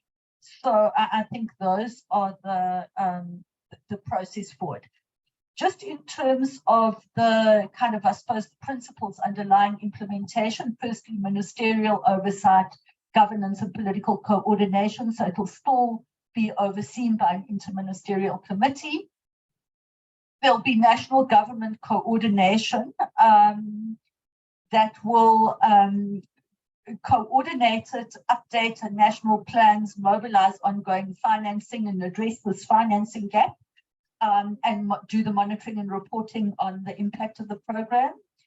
Then there'll be institution-specific funding agreements between the providers of finance and institutions. So, for example, if the European Investment Bank puts $500 million into Eskom, then there will be obviously a contract between Eskom and them. Some of this money comes in the form of policy loans to the country, and National Treasury is the key department there. There's the potential for national intermediary institutions such as the DBSN IDC to manage some of the disbursement of this money.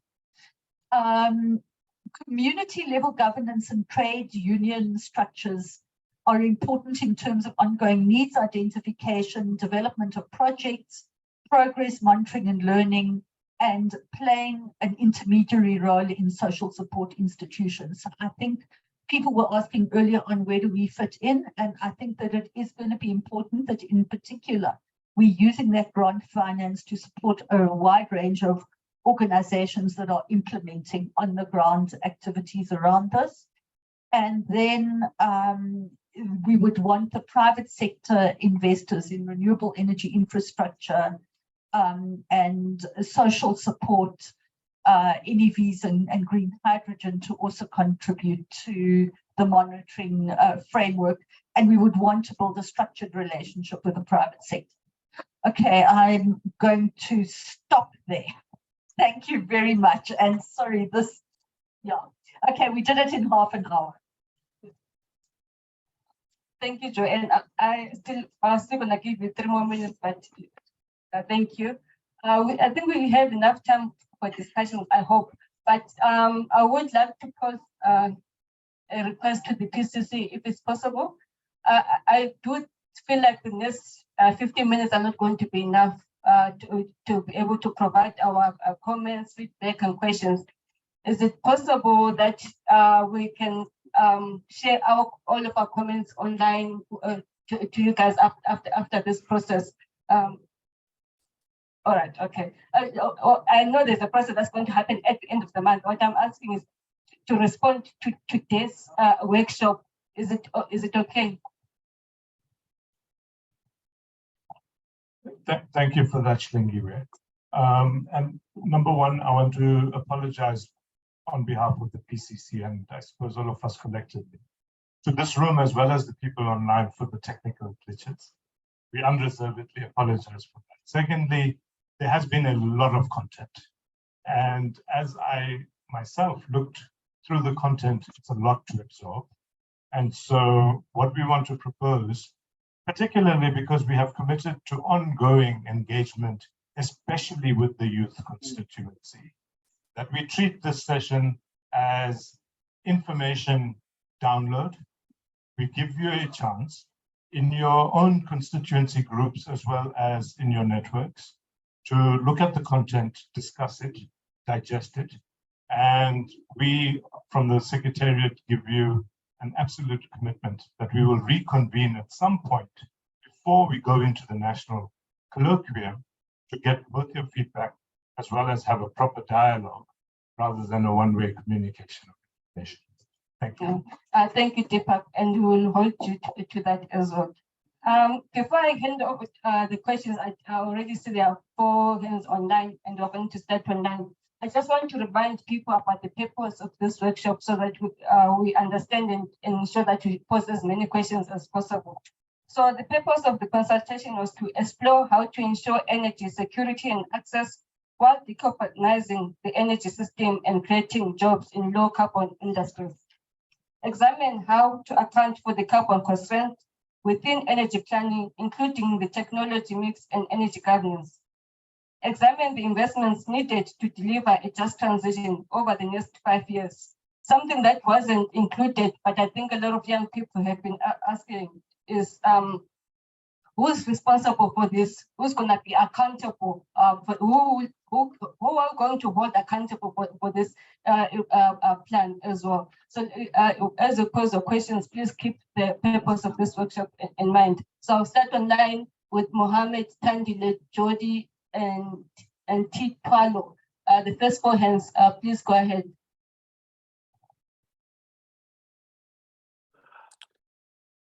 Hi, can you guys hear me? Can't hear you. Hello, can you guys hear me? Yes. Yeah. Okay. Hi Hi, my name is Mohammed Lokat. I'm a researcher at Stellenbosch University and TIPS in Joburg, but I'm speaking on without any institutional affiliations now. I've got a few questions, but I'll keep them brief. Firstly, to Joanne, in terms of, you spoke a lot about our NDC commitments and so on. How does this bear with what is coming out from the DMRE? For example, at a Black Business Council meeting about 2 weeks back, a chief director, Tabang Odat, spoke about revising the NDCs as well as the contribution of the electricity sector to achieving that. Secondly, what's going to happen with the future of the presidential task team for climate? A lot of important people have left. I mean, obviously Daniel Numele, but also Mandy Rambaros from ESCOM, Andre Direct is leaving now. People that are integral to the to pushing this agenda forward. What's going to happen next, and what does this mean for the actual money? As far as I know, the money is not going to be ring-fenced. Joanne, you did not speak about where exactly that money is going to, so please shed some light on that. Has that 8.5 billion been dispersed yet to Treasury, and what exact projects is it going to be spent on? And lastly, why is there such a massive component of transmission when even the PCC talks about trying to crowd in that investment in Mpumalanga? So yeah, it seems to be at cross purposes with what we're trying to achieve and the just transition in general. Thank you. I'll leave it at that for now. And I hope that colleagues can answer these questions. Thank you. Please introduce yourself, and also please let's try and keep it to 2 questions per person so that we can have as many people share their views. Sandy. Hi, thank you so much. My name is Thandile Chinyavanu from Greenpeace Africa, and I have a few questions. Firstly, is an indication of how South Africa might address that 44% shortfall in terms of financing. Will we be dedicating any financing in our own capacity as South Africa, be it through the carbon tax or national budget? So is there any capacity that we'll be dedicating towards this transition? And finally, just in terms of the split IP and the values that have been provided in that document, does it make consideration of possible or potential subsidization schemes to ensure the proliferation of more low carbon technology? Over. Thank you. Jody, and then Chitpalo. Thanks so much. Good afternoon, everyone. Thanks for a great session. So just 2 questions my side. So firstly, just a question around green hydrogen and sort of the opportunities around that. So just getting an understanding of, so I am aware that, for example, with green hydrogen, there's a large amount of renewable energy required for it. So just in terms of the just transition and the investment and the projects around developing green hydrogen, sort of the renewable energy to sort of supply it, how will that sort of interact with the renewable energy needed for our energy crisis? You know, is it going to be competing? How is that sort of, or is there going to be competition between renewable energy for the energy crisis and renewable energy for green hydrogen? So sort of just basically around navigating that space with renewable energy. And then secondly, sort of similar to previous questions around finances and sort of how it's going to be allocated with projects on the ground. So specifically around when we're looking at municipalities across the country, is that going to be sort of prioritized according to certain provinces? So for example, Limpopo, large mining communities over there, and coal power, but versus other places such as, for example, within the Western Cape, may not be mining there, but obviously municipalities are still in need of funding and assistance in the just transition. And also just from my side, so I'm Jody Brown, so I'm from the Western Cape Climate Change Directorate, where I'm the environmental officer and youth representative there. Thanks so much. Thank you, Jody. Last question, Chitwalo. Thank you so much. Tembingo Sitwalo from the Commission for Gender Equality.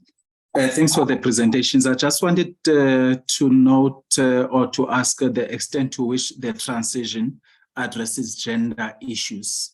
Because I saw a gap in the presentations in the sense that they didn't seem to come clearly a gender lens in them, because with all these forms of crisis, your load shedding, flooding in KZN, and women are affected differently because they get to be exposed to risks that other genders may not necessarily be exposed to, or to the extent to which their exposure is different.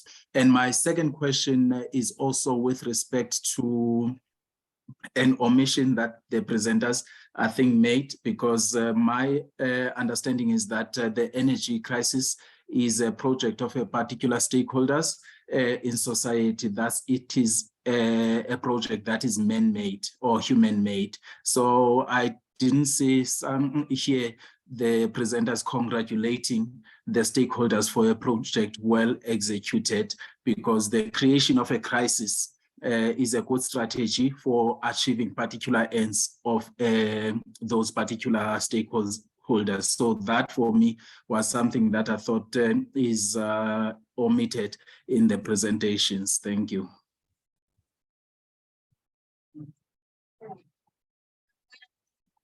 And I think we all agree that we shouldn't waste a good crisis. So I think we take that as read. Can I address the gender issue up front? I certainly think in the same way as we're saying that when we look at the interventions in Malanga, that a lot of this, that there are particular categories of workers, the youth constituencies and others that we need to focus.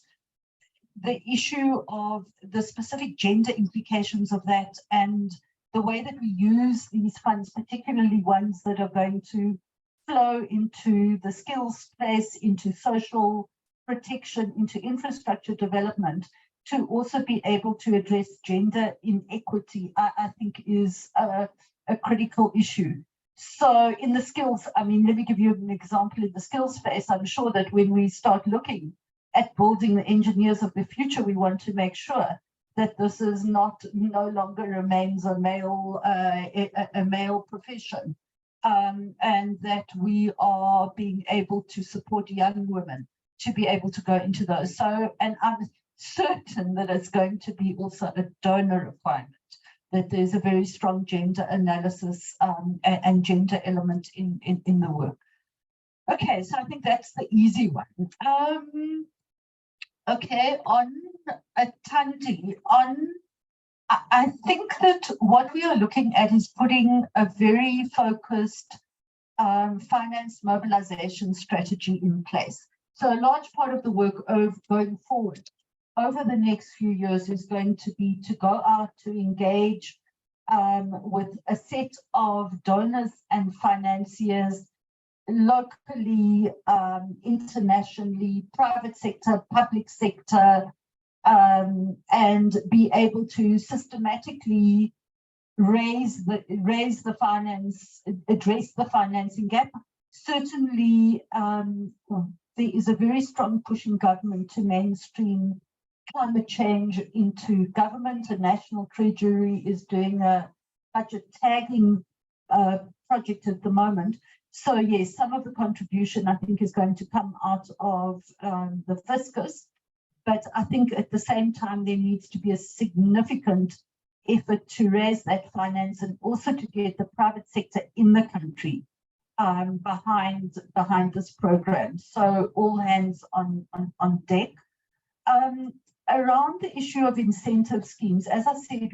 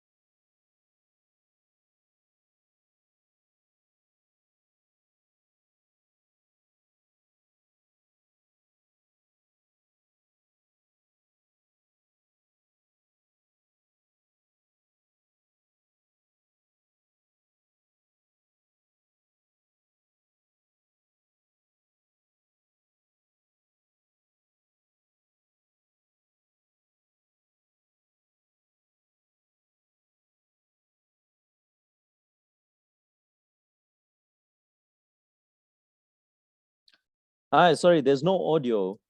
Please, for the last 3 minutes. Thanks. Yeah, I'm also texting them. And we get sufficient infrastructure in place. But I think it's also the opportunity. If we have a green hydrogen economy and a big renewables installed capacity in the country, our ability to start localizing and being able to manufacture those components becomes a lot better. So I think there's a spin-off of having both. Mohammed, I have so in terms of the UNFCCC, every 5 years we revise our NDC, and the commitment we make as a country is that every year we make it we make a stronger NDC. So I don't know I haven't heard any talk about revision of the NDC downwards, but maybe there is a conversation somewhere. But in terms of our legal commitments as a country, that's what the legal commitment is. Every 5 years you up it, not down it. Then on the future of the PCFTT, as I said, there is a project management unit that is being set up in the presidency. It brings in some of the people who worked on the PCFTT, as well as some of the people who worked on the secretariat. It will need to be augmented by other capacity. I mean, at the moment, it's a very small team, 5 or 6 people. You're going to need to build that over the next while. And the intention is very firmly to get this going. So yes, people come and go, but there is no change in the country policy at this point in time. All I see is a greater, if you look at the renewables builds that are being planned, if you look at the decommissioning schedule in the IRP, those are all the legal framings, regardless of what we read in the press, around what needs to happen as a country. And I think we're quite determined to move forward. And then on transmission, what you're raising there is an important issue, because what we need to do as a country, in my view, is that we need to be able to build renewables in the areas of the country where the resource is the best, and that is the Northern and the Eastern Cape.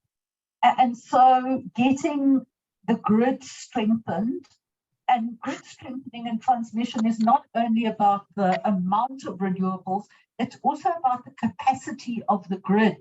It's also about modernizing the grid, and that becomes very important in a renewables driven system. But we also need to, at the moment in particular, build in Mpumalanga, partly because of the risks to the coal workers, coal and Eskom workers going into the future, but also because that's where grid capacity operates. So I don't think that any of this is an either or. I think it is the beginning of a very big shift in our energy system that will have implications and result in different forms of energy production right across the country, wall to wall, not just in Mpumalanga or not just in the Northern or the Eastern Cape. But I think that the areas there have become of particular significance in terms of the ability to attract investment on the one hand, and in relation to the social needs and the existing capacity on the other. Okay, I think those are the questions.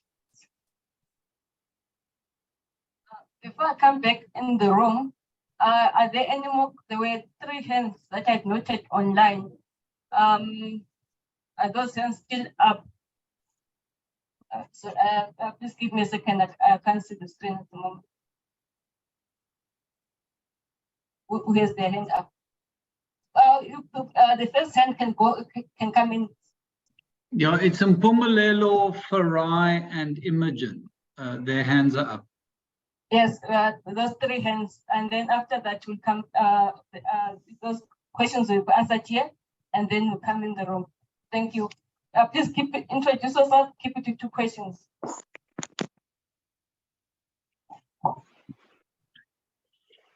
Thank you very much. I just want to check if I'm audible this time.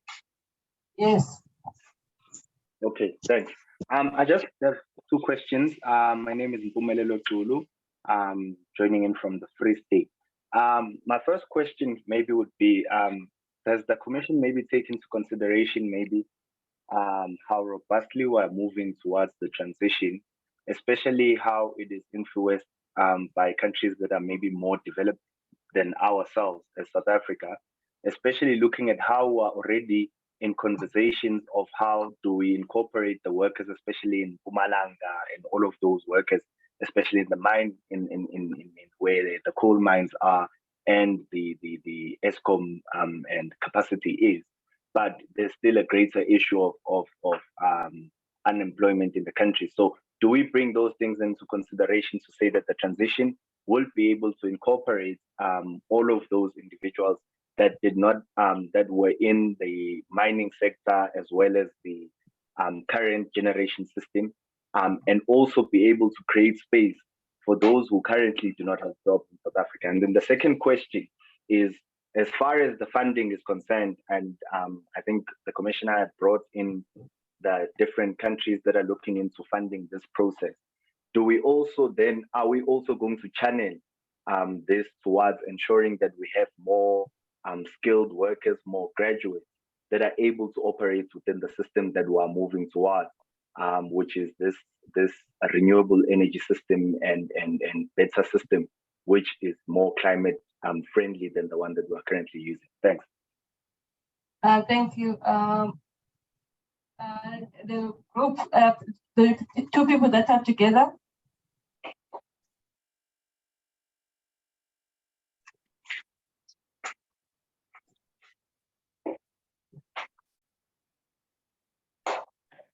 Hello, I just would like to clarify that I'm audible. Yes. Hi, my name is Issa Collins. I'm calling in from Gauteng, and I just wanted to ask, in the implementation, will you plan to use already existing programs, no matter whether they're small scale or larger scale, or are you planning to create more specific programs? And how will you ensure transparency in the implementation of these programs?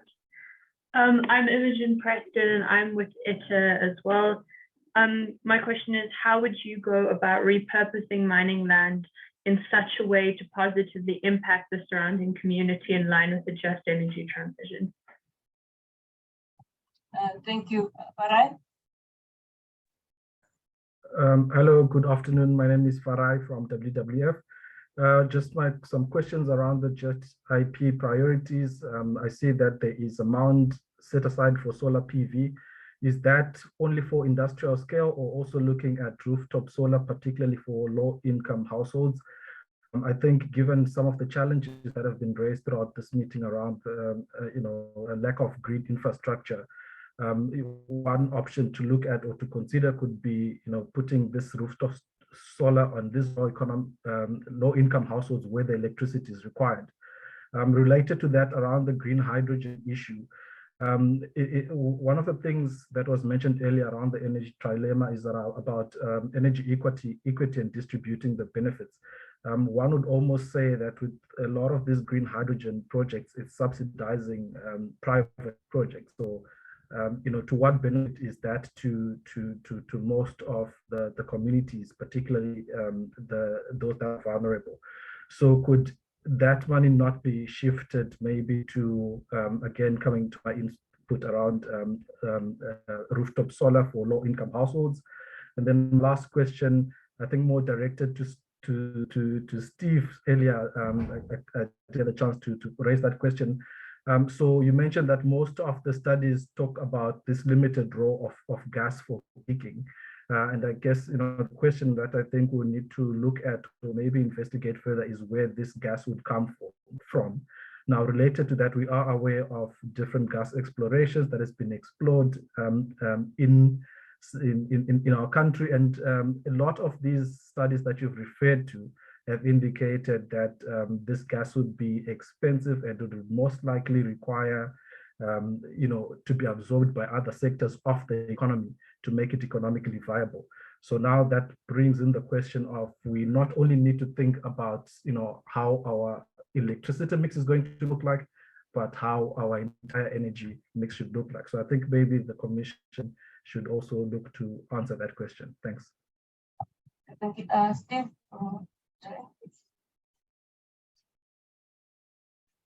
I can deal with a couple of those things. I mean, on the first question about sort of job absorption, there's a lot that we have to do there. So I think I mentioned in my talk that we have to, we can't just concentrate on a one-to-one swap. So the amount of jobs we close in the coal sector, we create in the renewable sector, we have to create more jobs in that. So a big part of how we resolve this is the ecosystem. We have to make sure that we're able to forecast what jobs could be across a range of sectors. So it's not just renewable energy and localization of renewable manufacture. It's not just hydrogen, but what other manufacturing, agriculture, tourism, service delivery, public service, public sector jobs would need to be created across the entire sector. So it needs a much more intensive system-wide intervention to understand what those opportunities could be. And then that feeds into thinking about skills development and training pipelines and those kinds of things. So, so that's key. On the point about gas or peaking that Farai raised, this is an issue. So how much gas you need is actually quite limited. So it wouldn't necessarily justify a lot of offshore oil and gas development and exploration. And so what you're likely to see, what the studies are showing, is coastal landing of gas in harbors and using these things called FSRUs, which are basically ship-to-shore units. And they're very temporary. They don't require a long-term investment in infrastructure. There will be some infrastructure investment required, particularly in the port, to facilitate all of this, and also to deliver the gas to the turbines that need it. And so, but that infrastructure investment is relatively limited. Later on, you could look at investments to build or to enhance the pipeline from KZN, which is made to Gauteng for industrial applications, for fuel switching, so that you're reducing carbon emissions. So that's a good point, Farai, and it's something that we've thought about and look at. But the gas demand in the optimal pathways isn't really high enough to justify offshore oil and gas.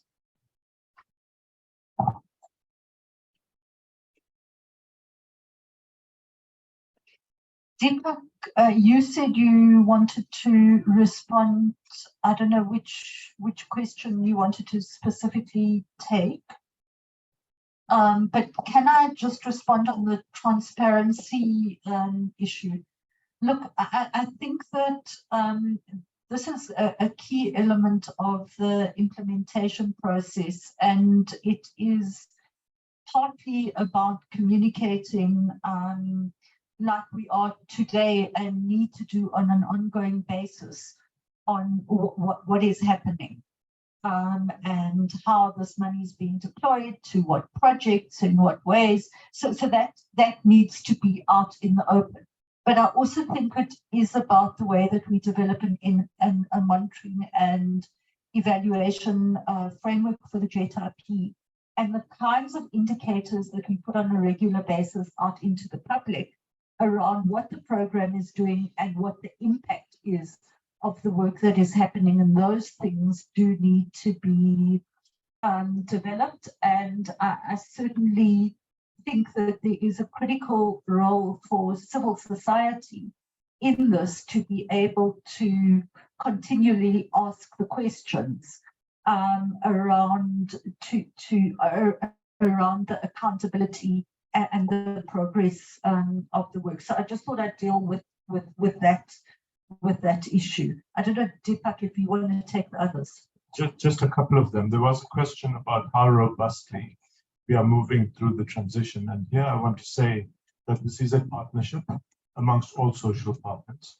And as we look at how the Just Transition framework needs to get implemented and where is the impetus for all of the partners, government, business, labor, civil society, as well as the NGO sector, to work together to forge a path or a set of paths, is going to be quite critical.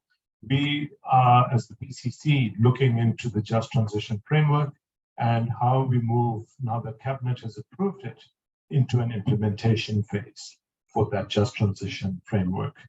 There was an issue of funding for skills, and as Joanne has pointed out, in the JET IP, there is a categorization of what the funding need is for skills development and training, as well as more advanced education. And I think that is also going to require a partnership in answer to a previous question that we want to engage the youth on with respect to all types, whether it's jobs in order to have livelihoods, or whether it is skills development in order to play a much more meaningful role as we move up the value chain in renewables, for example, in higher order technologies.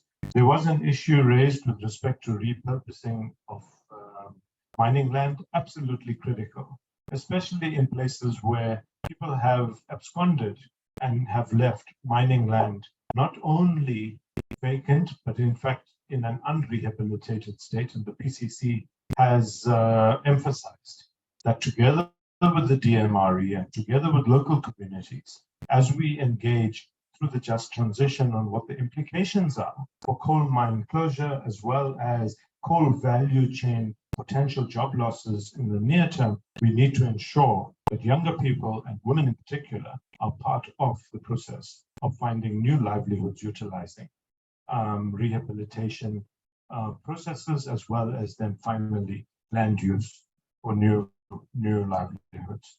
As it relates to low-income households and rooftop solar, we in the PCC, at least some of us, are fans of the idea that we should encourage a program of ensuring either individual rooftop solar in poorer communities, but more importantly, how to ensure that we have collective ownership over local grids in local communities. And that is not only in rural areas, but also in the smaller towns and perhaps in neighborhoods in the larger cities. Now that has many, many implications with respect to regulatory changes, with respect to financing that needs to be made available, and capacity building that needs to be undertaken in order to aggregate communities and make them ready to participate in possible decentralized ownership of energy production. Okay, can I add to that before we come on to the questions in the room, because I think there's an important question that Farai asked that wasn't answered, which is kind of, I don't think this is this program can be an either or.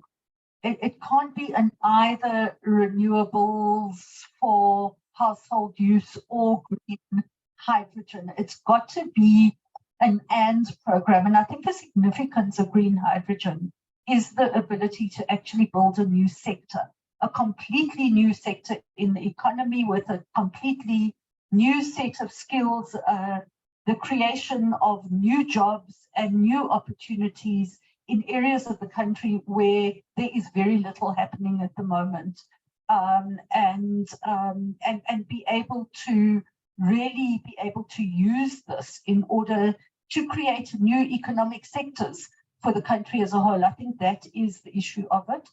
I certainly think that it is important to understand that some of this finance will go as in the form of loans to the private sector, and then the private sector obviously have to repay those loans. But I think setting a national policy framework within that happens, which is in the national interest, is going to be a critical element on it. Just one thing, in this household solar PV, there is a very big program apparently being rolled out in China at the moment, which is trying to put solar rooftop on every house and every building. And there has been, I saw a fascinating thing about the kinds of policy frameworks and incentive schemes that have been set up. And I think one of the things we need to do as we go through this journey over the next year or so is to learn from what has been done in other places and see the extent to which we could pick up on others' experience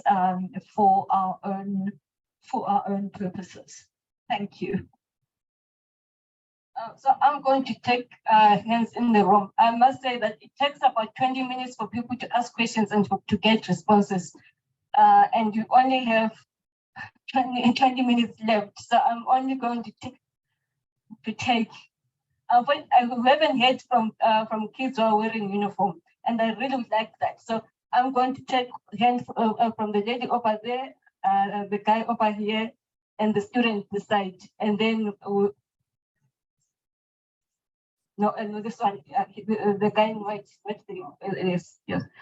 So the lady in brown jacket, the guy in white jacket, and the student, the lady is blue jacket, and the guy in the white. Yes, thank you. And those will be the only questions we'll be taking because we'll be running out of time. For those online, please share your questions online. And then for those in person, hopefully you'll have the opportunity to actually ask the questions that people have presented. Thank you. Good day, my name is Lisa. I was looking at the presentation and saw that the skills development is given 0.18%. So I'm not sure if when we say that we want the youth to be ready for this just transition and we want them to be able to work in the space, but then we have so much little money for skills. And also, I would like to know how does the plan address any resettlement issues? For example, when we need to build renewable energy infrastructure, do we look at that? And I would like to ask that, do we have a plan of what happening each year, according to the plan that from 2030 to 2027? How are we going to go about this? Do we have a year?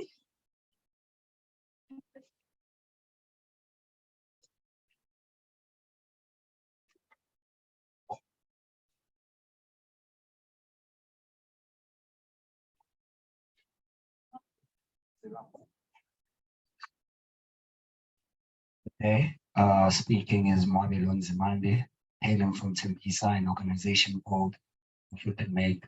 And my question, one thing I didn't hear in the room is IT, information communication technology. We are coming from the fourth industrial revolution. My question is, how can we, in the just energy transition, use fourth industrial revolution technology to advance our progress in the transition? For example, our problem of corruption is mostly due to low monitoring and evaluation. And when I was working as an engineer at the Department of Water and Sanitation, when we built the EVULAS system, we found that integrated information technology helps in the reporting and tracking progress. So what I was hoping to hear here was how we could, I'm making a suggestion, we build a just energy transition integrated information communication technology system. I don't know if I made sense. An integrated system technology system whereby all activity that is occurring in the transition can be reported in the system. This will enable you to know who logged into the system, who did what, when, who approved what. Everything should be centralized within the system. Thank you.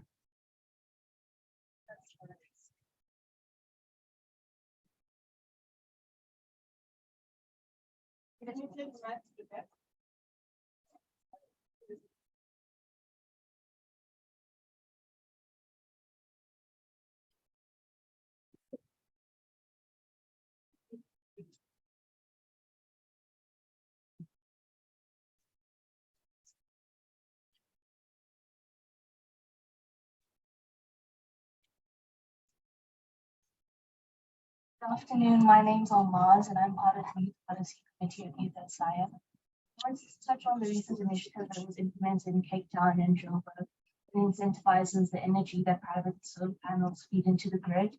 And owing to the energy crisis we currently face in this idea of localizing and democratizing energy, would it be viable or are there any other projects that further subsidize loans for household solar panels that can feed energy back into the grid short term?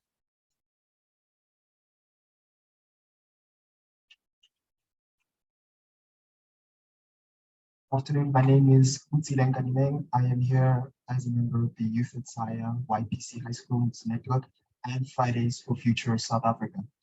So I really have just two main questions. The first one relates to something that was discussed around the policy that is reviewed and analyzed before coming to the conclusions of how finance structured. Something along those lines. There was a mention around the IRP and how there's a contrast between the plans for mitigation for reducing our emissions to reach net zero by 2015 and the contrasted other numbers that were shown. I couldn't really write down the source. The presentation was moving very fast, but I think they have reached net zero earlier by 2040. I just wanted to know, in this mix and in the analysis, where does the 1,500 megawatts of new coal capacity generation that the Department of Mineral Resources and Energy wants to bring online fall into this mix? Because if we are talking about the decommissioning of coal, but the DMRE still has plans to bring online 1,500 megawatts of coal,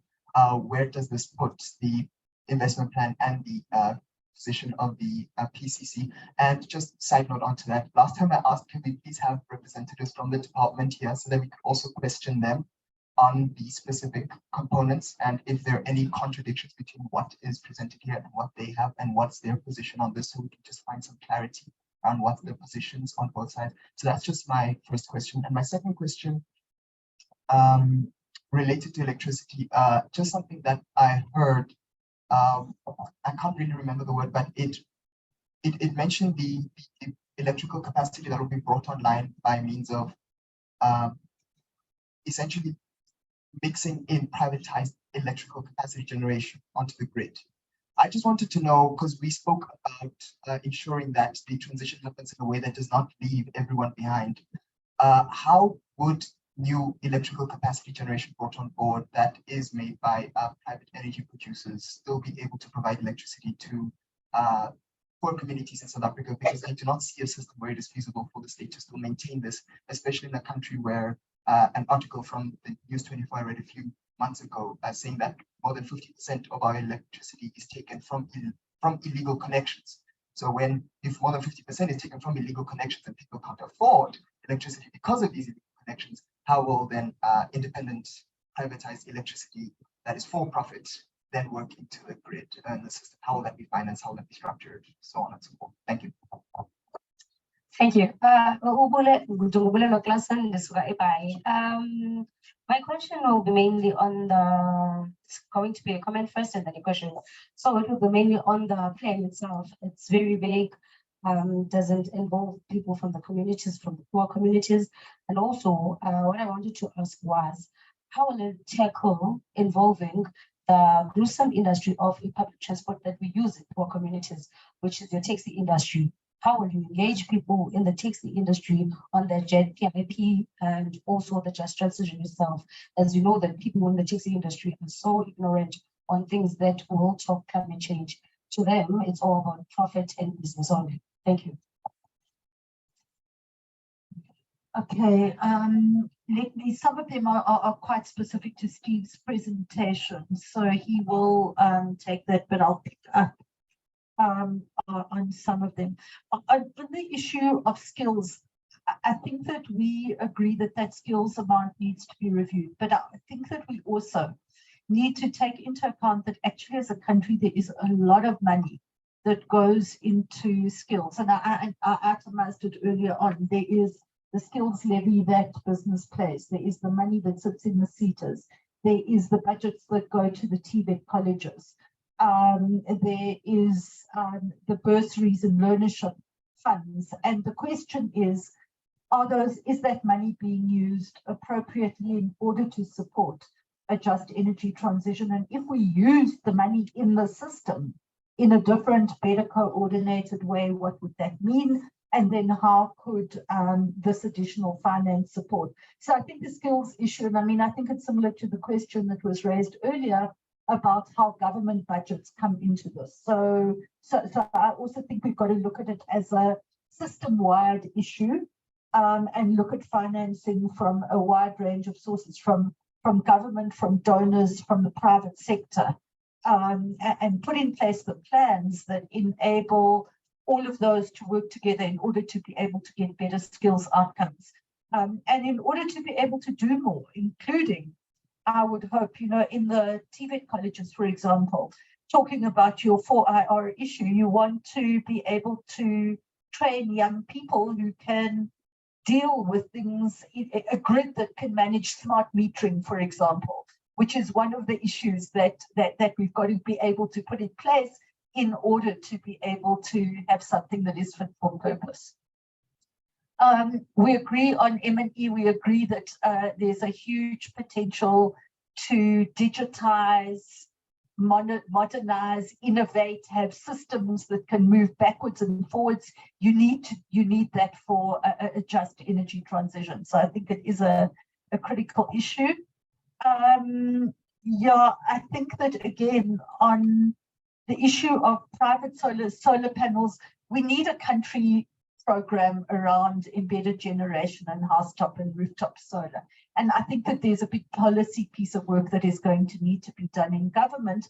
And what we would do from the perspective of the JET IP is to look at how we could maybe help to package the finance that would enable that to happen. Steve will talk about the IRP.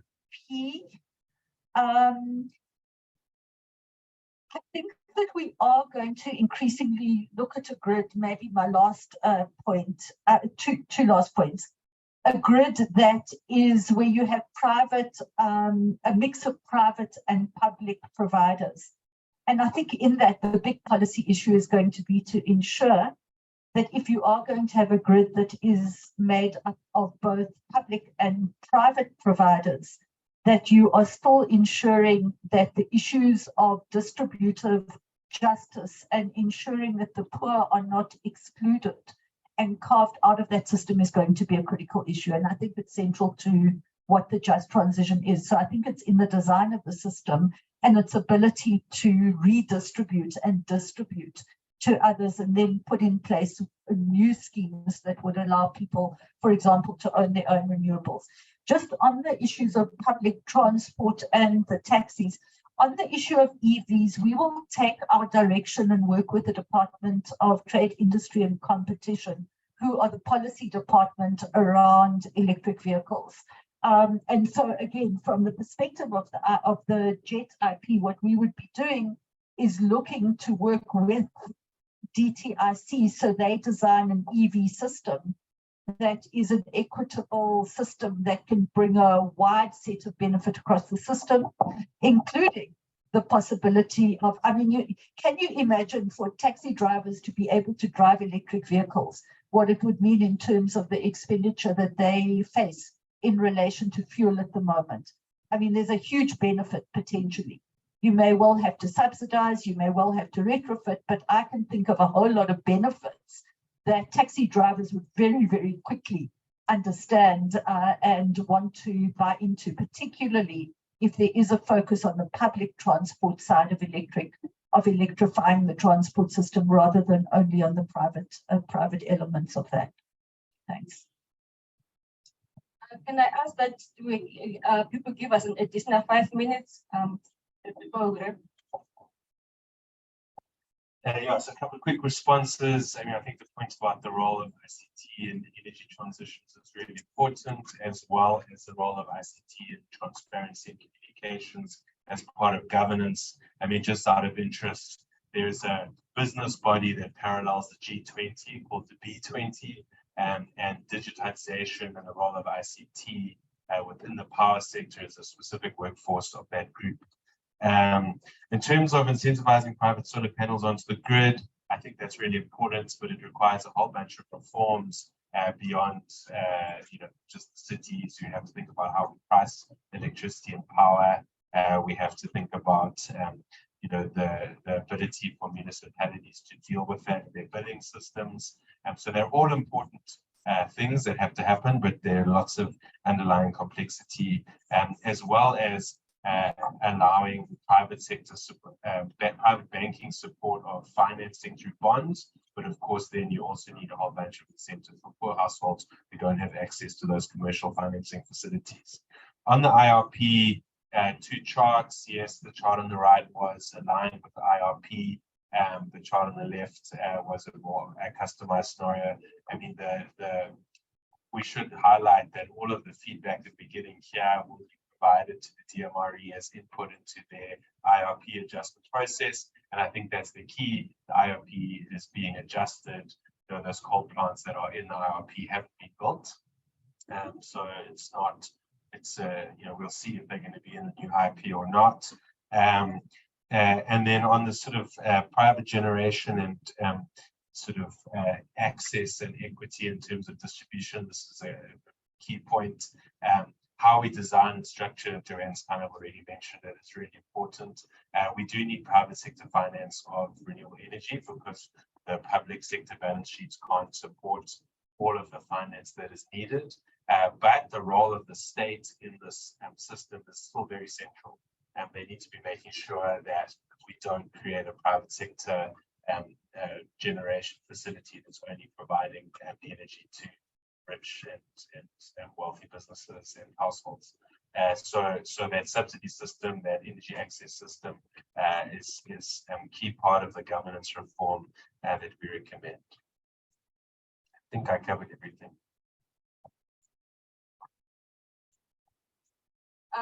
Thank you, everyone. The session is coming to an end. Mama Koma is going to share the way forward. It has been an honor to chair the session, and we look forward to the next session. Thank you very much, Slingiwe. Indeed, if you're not here, I don't know how I would have handled the discussion. It was robust, and I think there's a need for more discussions and also sessions of this sort. The climate risks that we find ourselves in demand action, and that action, it's not going to come from nowhere. It's up to us as social partners to come together and ensure that that action takes place. With this session today, although it was the first session, and apologies for all the technical glitches, particularly for those people who are online, but however, I think the session has been able to clarify and also bring about other questions and thoughts around the just energy transition and investment plan as to what needs to happen, or what are the goals, what are the questions, what are the issues. But this process is driven by the Just Transition Framework. The Just Transition Framework guides us on what is needed to decarbonize our economy. And the Just Energy Transition is at the top, or it's a priority of what needs to be done. Yes, there are other issues that came up, like access to electricity, like transport, what form of transport, and also maybe what didn't come out clearly was the livelihoods of the people, as mentioned in relation to the jobs of the people, particularly in those hotspot areas. But what is important, what came out from the presentations, particularly from Steve's presentation, was that there is a need for a massive investment on renewable energy technologies, and that those technologies would be able to contribute to the country managing its carbon budget. Earlier on, before we started the session, apologies, I didn't hear the chat online before we could start live streaming. But what came out of the room was the questions that I think we still, or the issues that are still, we need to find a way on how do we integrate into the process as to what role do young people have got to play in this. And this is important because young people are the future. Whatever is being done now, this has been left with them, or they are the ones who will be left to be able to manage them.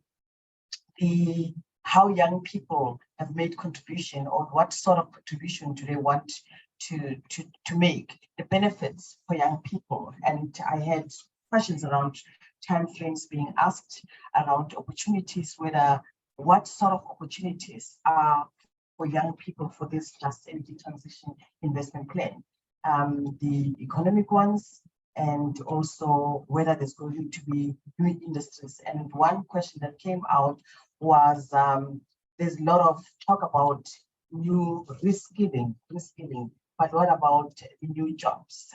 is there any opportunities for new industries, for new skills, for new jobs in this? And what also came out was the social ownership models, whether in all forms of whatever new industries are going to be created, those new forms of ownership, because this is the plans that we have. If we say they are guided by the Just Transition Framework, the framework at the center, it has got people at the center. That is why it has got a different, has suggested different ways of ensuring that no one is being left behind. So that social ownership models is important. But also there was a mention about private sector. And I think on this plan, we need to find out what is going to be the role of private sector, what is going to be the role of people's centered programs, and how do that merge, and is there a possibility that this can work together if ever. I think these are some of the stuff that we'd have to discuss as we go further. But what is also important is that we need not leave behind is that this Just Energy Transition investment plan should also stimulate investments in adaptation and resilience, because we are in a crisis now and we are feeling the brunt of climate change impacts. So there's a lot of other issues, like how do we raise the deficit from the 8.5 billion? And we may think that 8.5 billion is a lot of money. And Joanne has also mentioned that there's a number of funds that the money can be redirected. Some of the funds have got money that is sitting there that is not being used, and we need to involve those institutions and see how they can be able to contribute to this. I would want to say, without a waste of time, that this discussion continues, and also invite even people in this meeting and the young people in this room to also join other discussions, either online or in person in different areas. And the next one that is going to happen is with the National Business NBI seminar. This will be on the 10th of February at 12 to 2. And the second one will be on the 14th with Labour. There's going to be dates that will be shared. Maybe dates should be shared on the chat also, and also on email, so that people can have a list of the dates. But I know most of the people who are in these meetings have got those dates beforehand. All the presentations are going to be shared, or they already have been shared online, and those who were not online, maybe in the room, and have not been shared on their emails, please let the Secretariat know. I encourage everyone to revisit the session on Facebook Live. Share it with your constituencies, share it with people who can also be able to follow, because the more we listen, the more we engage, the more we understand, that is, the more we are going to be able to bring about submissions that would assist us in bringing about or actualizing a concrete plan. There are people who had asked if, because we know that we didn't have enough time, if people have questions, where do they direct those questions to, and would they be responded to? Suggestion is that you send the questions to Mitigation and Climate Commission, and there would be an attempt to respond to your questions. And maybe sometimes the questions would come, they're similar. I would suggest that the person would respond, maybe just combine those questions and give a just simple, straightforward response that would cover all the questions that are being asked. So I would like to thank everyone for being present at this meeting. Oh, okay. I had forgotten also, there's an important, I think, contribution that can be made by young people. There's a call for papers that has been advertised for young people to write about these issues, or their comments, or their critique, or what they think should happen around the Just Energy Transition plan or investment plan, that would be welcome. I don't know the papers in any language or just in English. Oh, Klingwe corrects me and says in English. It's fine. So I would like to thank Klingiwe for having facilitated the session so well. Thank you very much. So we're in good hands.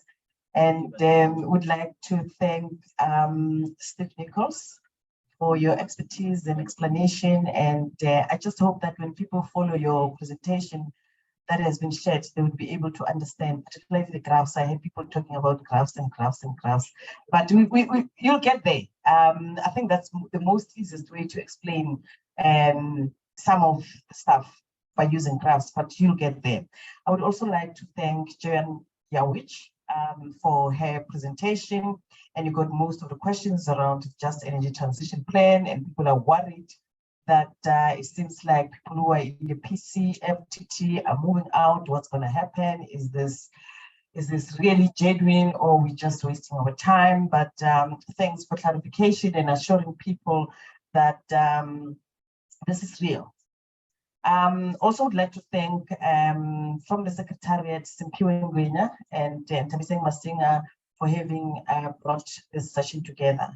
And it's not the last session with young people, as Deepak has said, which he's generously offered to say maybe there is a need for continuous sessions. And they said they hold you on to that. And it's young people, they don't forget. So you're in trouble. You're in trouble. If you don't do that, you'll be all over Twitter, you'll be all over Facebook. Make sure that you do that. And for myself, I know I didn't introduce myself. My name is Mako Malikalagala. I'm one of the commissioners. I would like to thank everyone for their cooperation and also for being part of this sessions. It's about our future. It's about the future generations. So we have an obligation to act. Thank you.